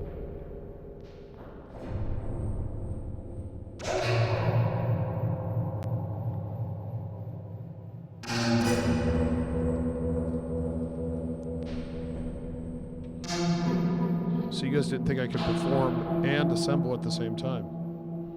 But I absolutely can.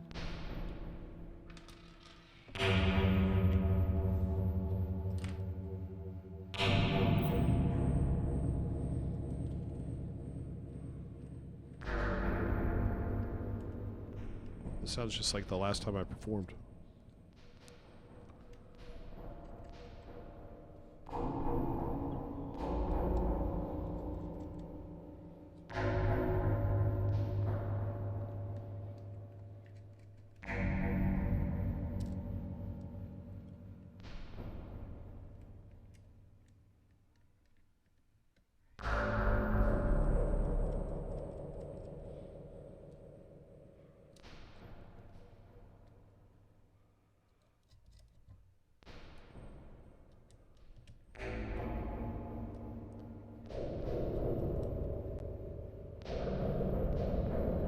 Hello, Samwell. How are you? Oh, it's good to hear you. Or good to see your name. Yeah, that delay sounds really, really good.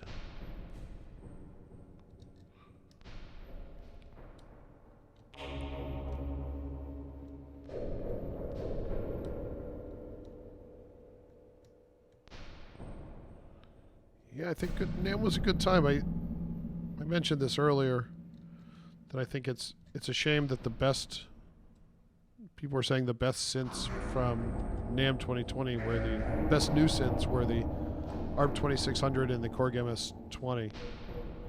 That's a little frustrating, but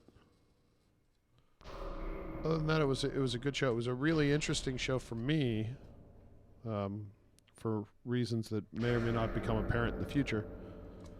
But it was a lot of fun. I met a lot of nice people. The noise engineering guys are super, super fun to be around. They were a blast to have next to us.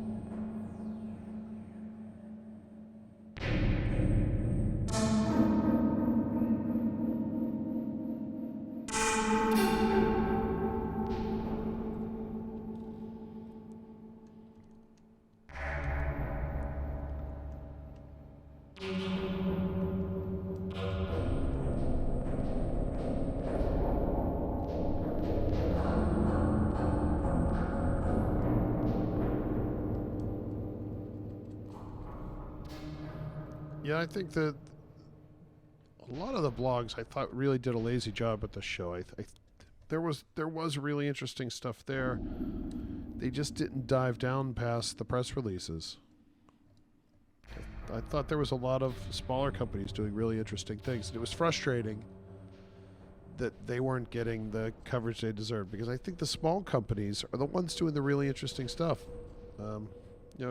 Clearly we're doing interesting stuff, but I don't think Mark Verbose got enough credit for what he did with his new Foundation oscillator. That thing sounds really, really cool. He's doing something that no one's ever done before, and I think that deserves to be celebrated a little bit. It's frustrating when you see the big companies, but that's what makes sense, because bloggers aren't in it to tell the story. They're in it to get clicks and earn a living. So, no one wants to read, or not going to say no one, but you're going to find a lot more people that are interested in reading an article about the 2600 than that are interested in reading about Mark Verbose develops a new way to fold waveforms or shape waveforms. It's frustrating, but it's true. I think Simone at Frap Tools, his new oscillator is really, really good. I thought that should have got a lot more coverage than it did. The idea that Simone now has a complete instrument, him and his team have developed this beautiful instrument that's now complete thanks to this oscillator they have. And although, I congratulated him for, building this beautiful instrument and finishing this project that he started 6 or 7 years ago, you don't hear people talking about that. The idea that, it's an oscillator and it's amazing, but it's all this sort of the culmination of, 6 years of work, starting with the cases that he does and then the mixer that he manufactured, and there's so many good stories to be told about the smaller guys like us that it is frustrating in a show where everyone feels the need to tell the same story.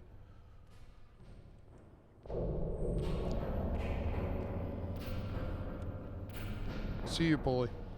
Thanks for tuning in. I gotta keep building.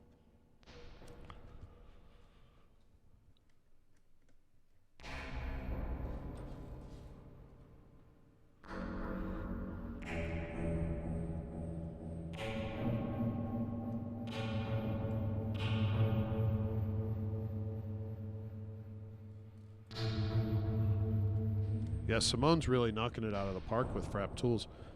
I met his on Monday. I met his engineer at the Perfect Circuit event, and a really, really smart guy. Really, really nice guy too. That whole team is just, they're so much fun to be around and such nice people. Their stuff's absolutely worth checking out. You have to kind of get past the interface, because he absolutely uses his own design aesthetic and his own. He's almost developed his own language using the symbols to describe what everything does. But once you sort of get into his world, the features that thing offers are great, and the quality is second to none.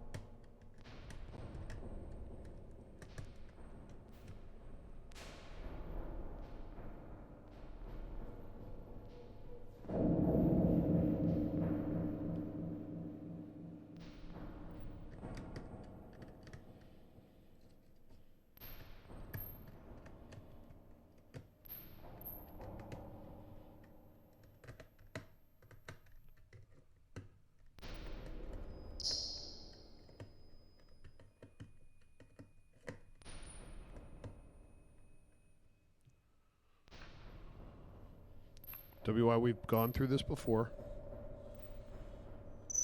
We don't record anything.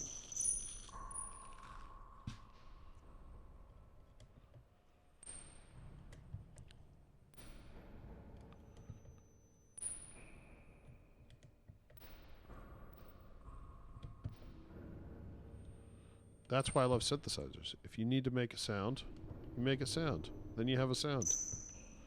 And the next time I need a sound, I'll make a different sound.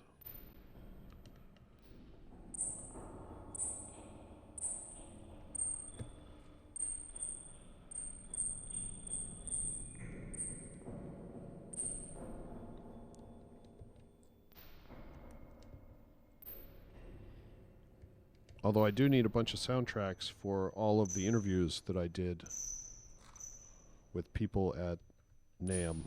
So maybe I should be recording it, but I'm not sure what interview I did that this would be an appropriate soundtrack. This probably would have worked with the Tom video.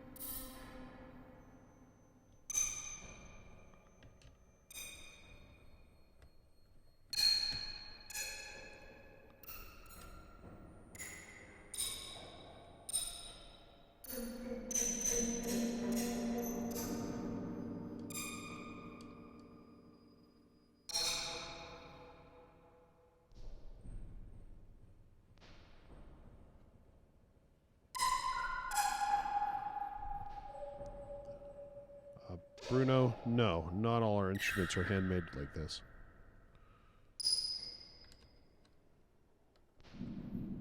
Some of them are, some of them aren't. Someone, you know, it's someone in my crew that puts them together if it's not me. We do all this work in the shop usually. But not every single thing we ship is handmade by me in my dining room in the evenings. I usually just bring a box of 20 or 30 modules home to put together in the evenings. The voltage labs are particularly time-consuming to manufacture, so it's no big deal for me to come home and sit, put 10 or 12 together in an evening.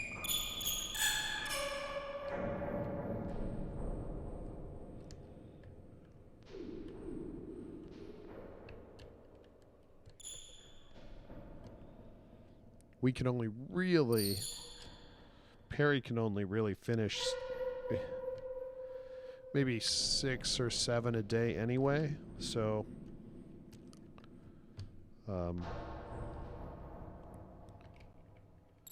right now he could probably do a few more. I've started doing, Perry does all of our service, and I've started doing service so he could focus on getting these voltage labs out. So he could probably do a few more right now, but that means all the service requests have to go through me. So I'm sure everyone's service is much poorer now than when Perry does it.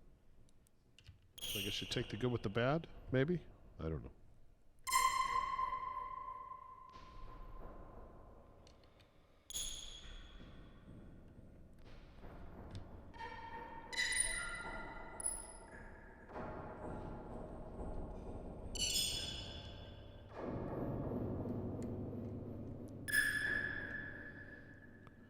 I feel like this patch could have a microvolt added to it.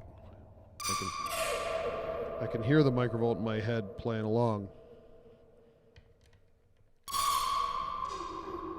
Unfortunately, the power adapter for the microvolt is being used to power one of the lights over the desk, so it's not an option.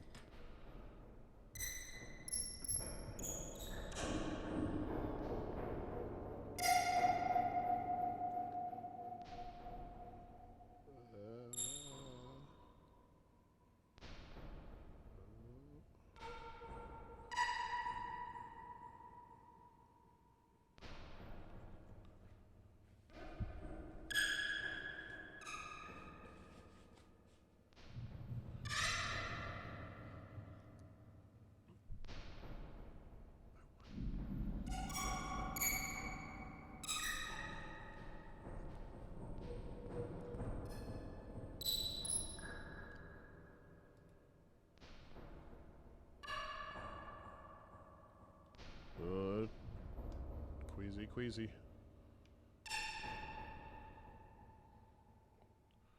This is what's making all the noise.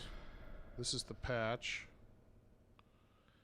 As you can see, it's a pretty simple patch.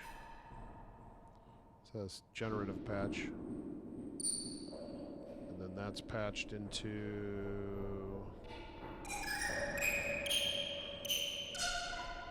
Well, I feel like if I'm going to show you this rack, I should...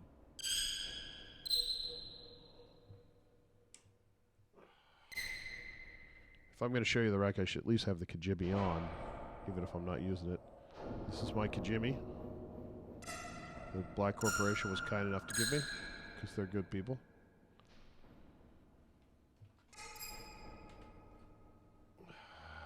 This is the... This is actually where most of this patch is coming from. This is the reverb. You can't see it on the screen, of course.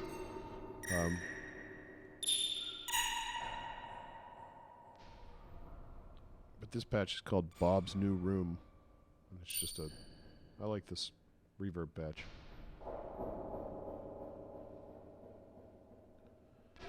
It's also going through the compressor and the equalizer. And then down here we have things I'm not using, like a...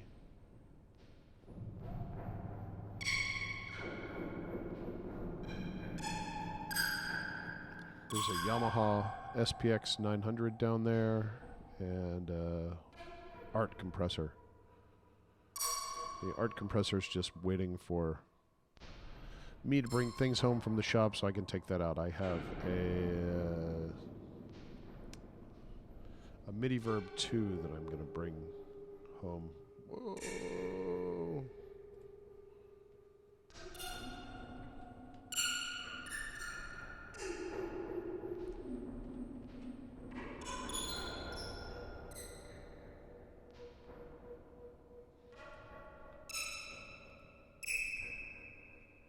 So there you go.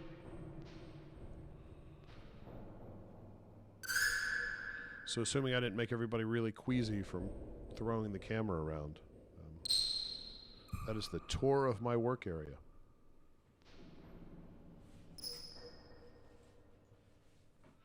All right, I'm going to build one more module, then I'm going to have a beer, then I'm done. Then what I should do is edit some of the NAMM videos together, but I'm probably not going to do that.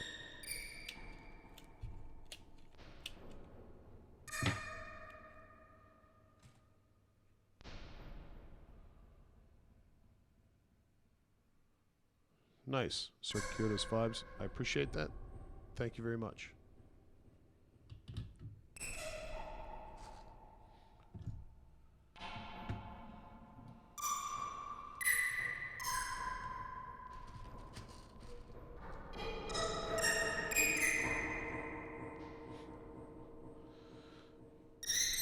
Prince, that's a really funny description. I like that. That would be this preset name. That's what I'm going with.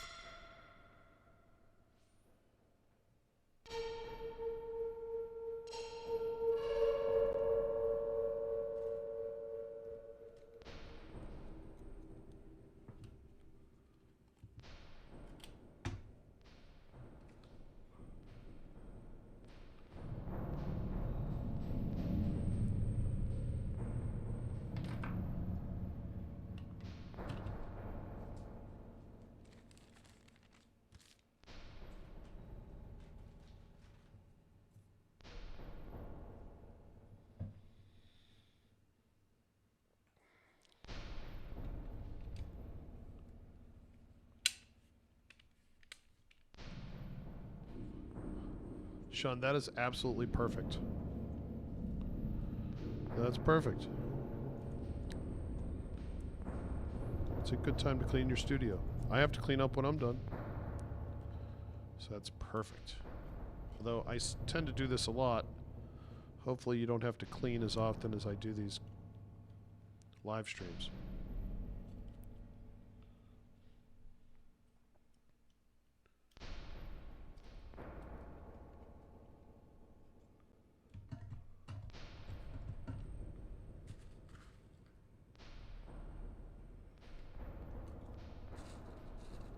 Although this is the...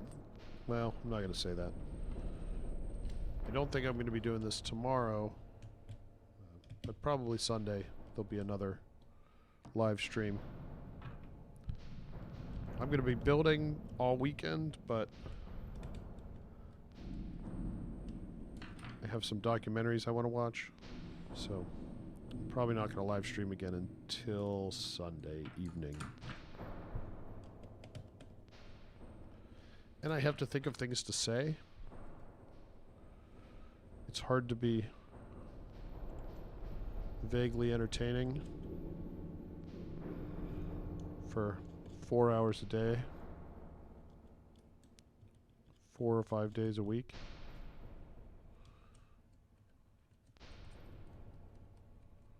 Oh boy. Yeah, that'll keep you busy.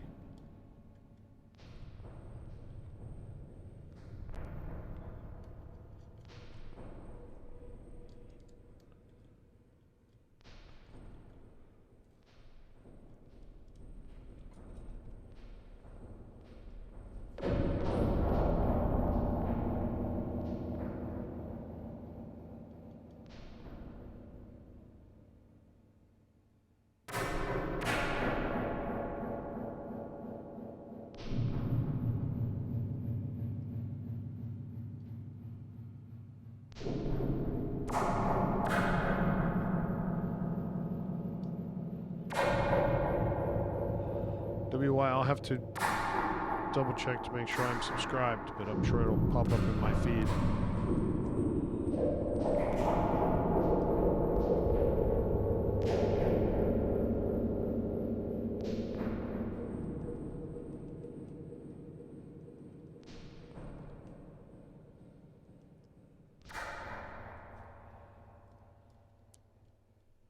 Hopefully Saturday I have something else to do, but probably not.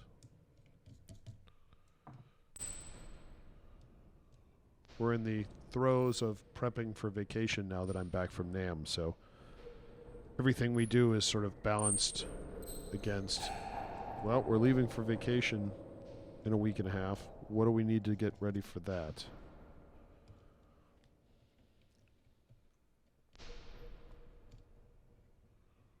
You can't have wrongly wrapped XLRs. That's bad news. That's no way to live. You're better than that, Sean.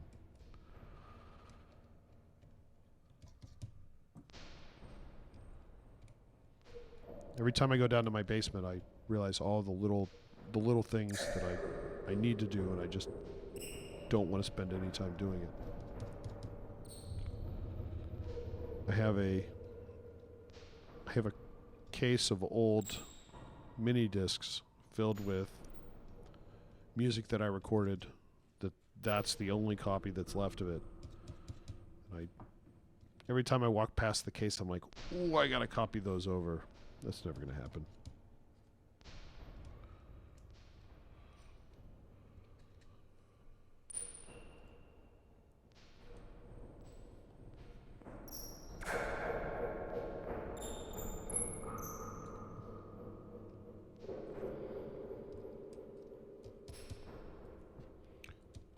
I don't know why I thought it was smart to keep the only copy of something on mini disc. That wasn't a good idea.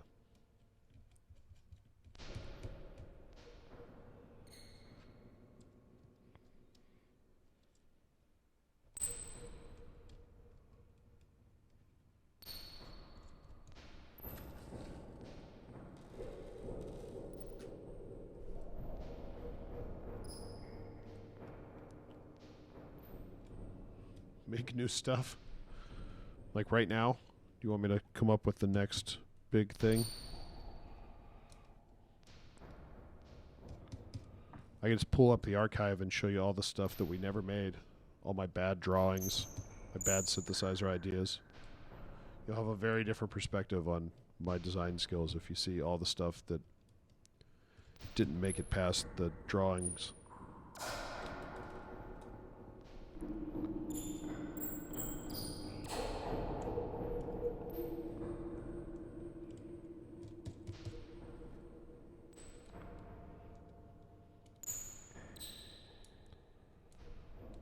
There's sort of two aspects of sort of the creativity to me. There's the sort of pie in the skying, hey, let's come up with this, let's do this new module, and then coming up with the feature set for it.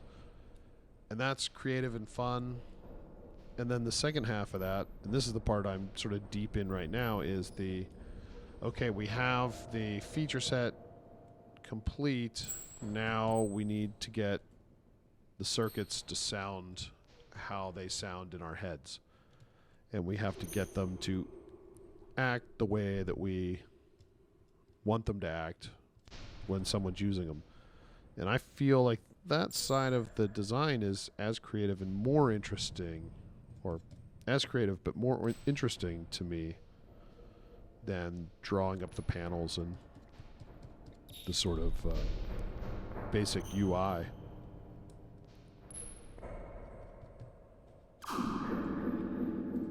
Oh, don't worry, I locked that KB2 up. That's our secret.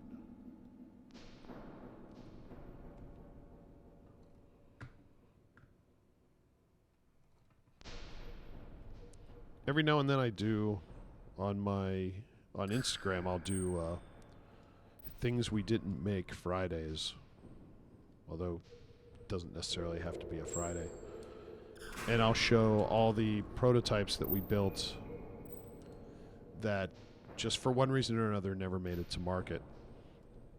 And that's always fun because sometimes you can see that it was clearly a step between something that we had released and the next version of something we released. It was just sort of, we went on a design tangent, or we had an idea and we tried it out and it didn't quite work. Or it was going to be too expensive to manufacture, or it wasn't going to be reliable enough to manufacture. You know, there's a million reasons why you can't make something at the scale that we do things. So I always like to, when I have 2 or 3 of them together, for whatever reason, I like to post a video or post a little Instagram of a picture and a description of what it is and what it was and why it did not come to be.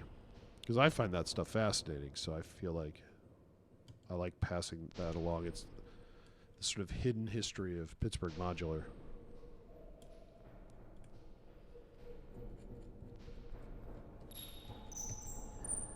Yeah, that's where the huge microvolt prototype came out of. That was the problem with that huge microvolt prototype. That was actually called the Voltage Lab. The Voltage Lab 7800. That instrument was designed before the microvolt, but was meant to be released after the microvolt. Unfortunately, though, what happened was when we started working on the microvolt, of course, you keep tweaking things, you keep changing things, you keep improving things, so that by the time it came back around to finish up work on the big guy, enough in the microvolt had changed and improved that the big guy just didn't make sense anymore. It would have had to be totally redesigned. That on top of the microvolt just didn't sell terribly well, so it seemed crazy to manufacture a new synthesizer that's larger and more expensive than the instrument you put out that people already thought was too expensive. And so it kind of died for that reason. But what happened was we took all those ideas, and that was sort of the seed then of the current Voltage Lab and what we ended up selling. I feel like I'm listening to 2 people play racquetball.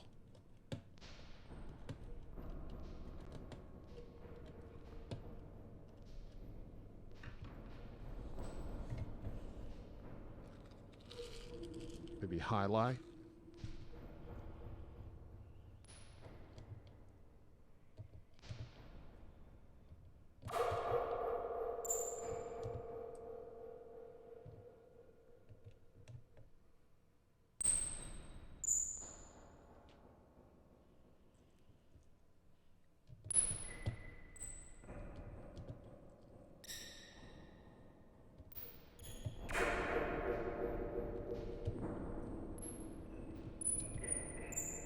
I haven't given up on the microvolt, though. It's too good of an instrument. People are going to get it. Dang it. People are going to get it.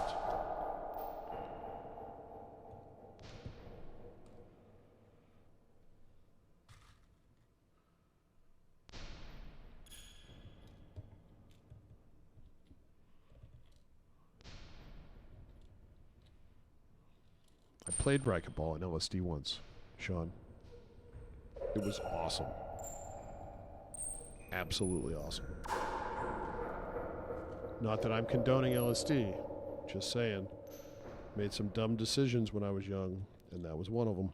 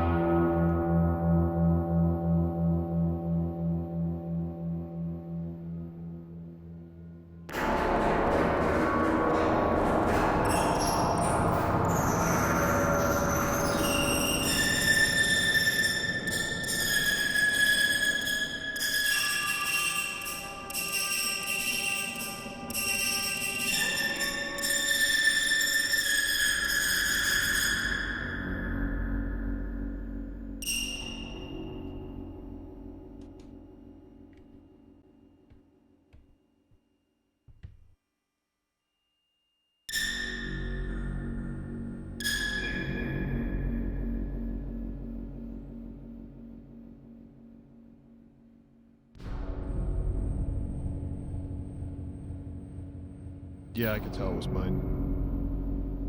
Maybe. It depends on how much someone processes it. If they... Well, I'm going to answer it anyway. If they run it through a bunch of effects processors, no, I'm not going to be able to tell. But if it's nice and clean, I could probably pick my filter out of a lineup. That's just setting me up for disaster, though, if I ever have to try.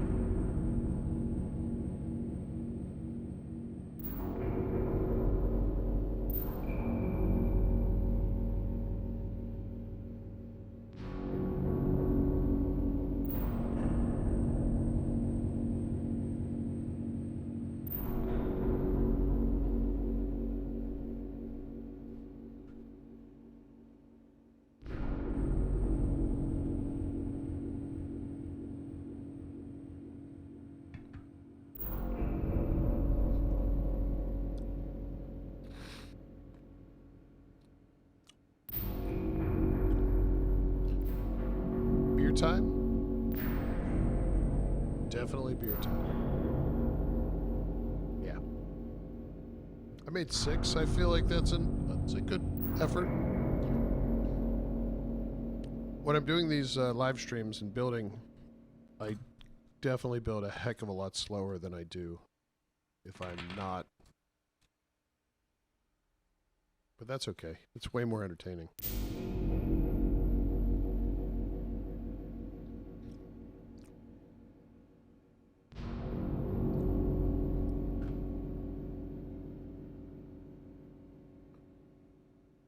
Cheers, everybody. Thanks for watching. I'm going to hang out and have a beer and make some weird noises for another 15 minutes or so, and then... Well, then I'm going to find something else to do before I go to bed. So, cheers. Thank you for entertaining me while I do this. I appreciate it. All right, WY, you warned me, Don. I'm actually going to hit record in Logic because I like the way this sounds. And I do need soundtracks for the videos I have to edit, so. Normally I would not.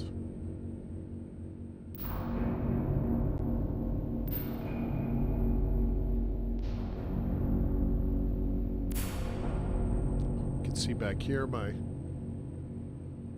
collection of vintage 80s Nikon lenses. Look at this thing. Look how cool that thing looks. It's so heavy, it's a tank. It's an absolute tank. But man, is it cool.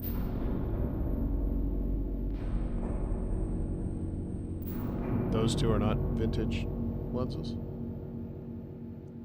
Here is the... Oh, cover that.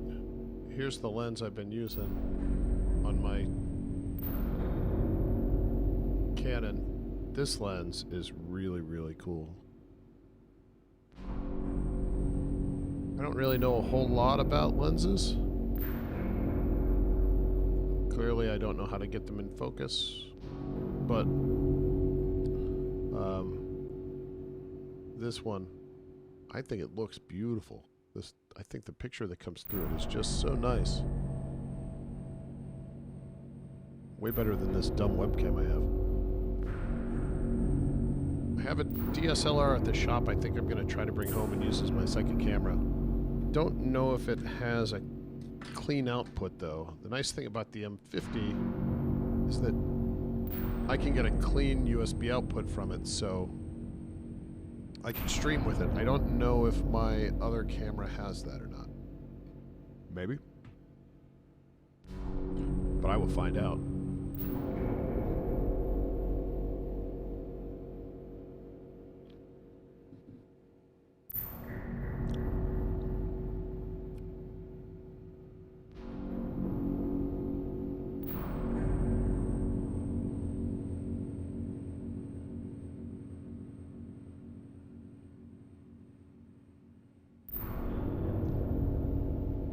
Sorry, did I say Nikon?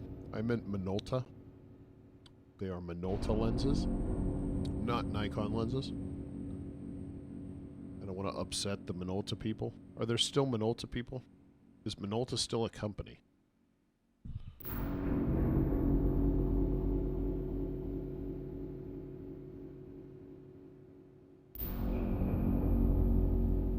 Do they still, do they even make cameras anymore? I have no idea. These are from the mid to late 70s. I think they're pretty great.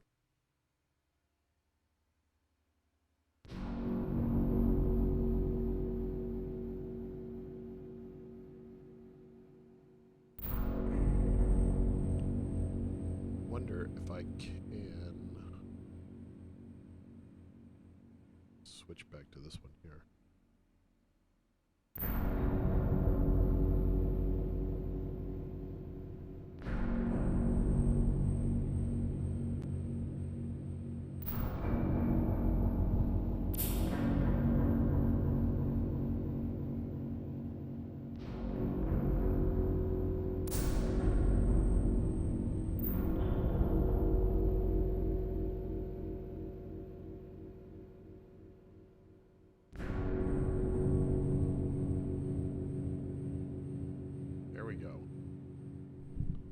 There we go. That's the camera.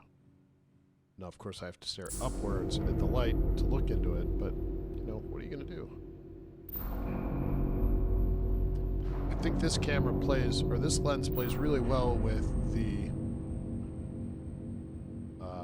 retro sort of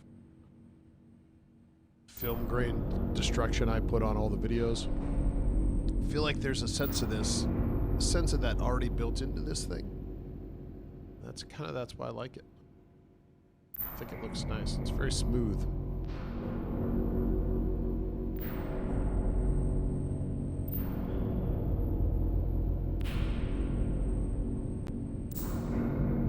I feel like that's as in focus as my nose needs to be too. That's fine. I think that's fine.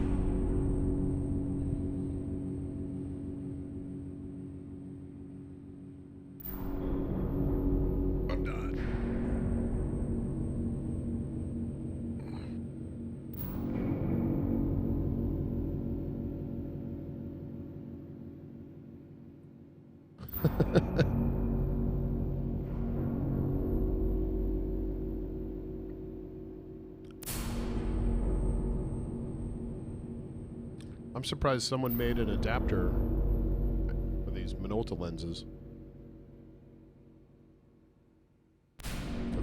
for the Canon.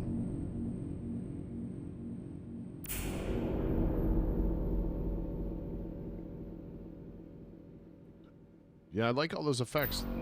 I can't use the effects in real time though, which is kind of a bummer, or I absolutely would. It wouldn't even be I wouldn't even think about it. I would turn them on immediately. But you can't live stream from, and I'm sure my MacBook Pro could not handle the horsepower to do those in real time, which is a bummer. If someone could come out with a filter that I could just run all the time, I absolutely would.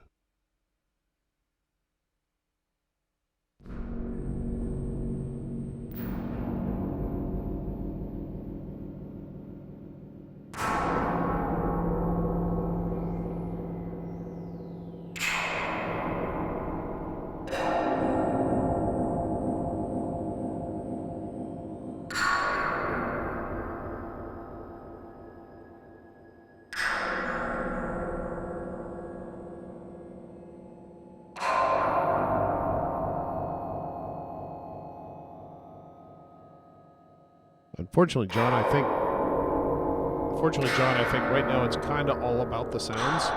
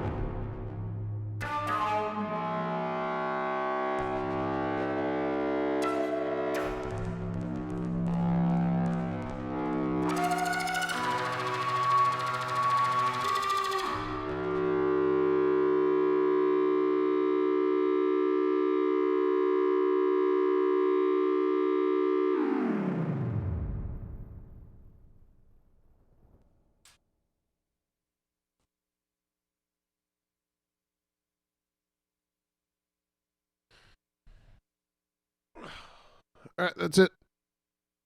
I'm done. Thanks for watching me build tonight. I appreciate it.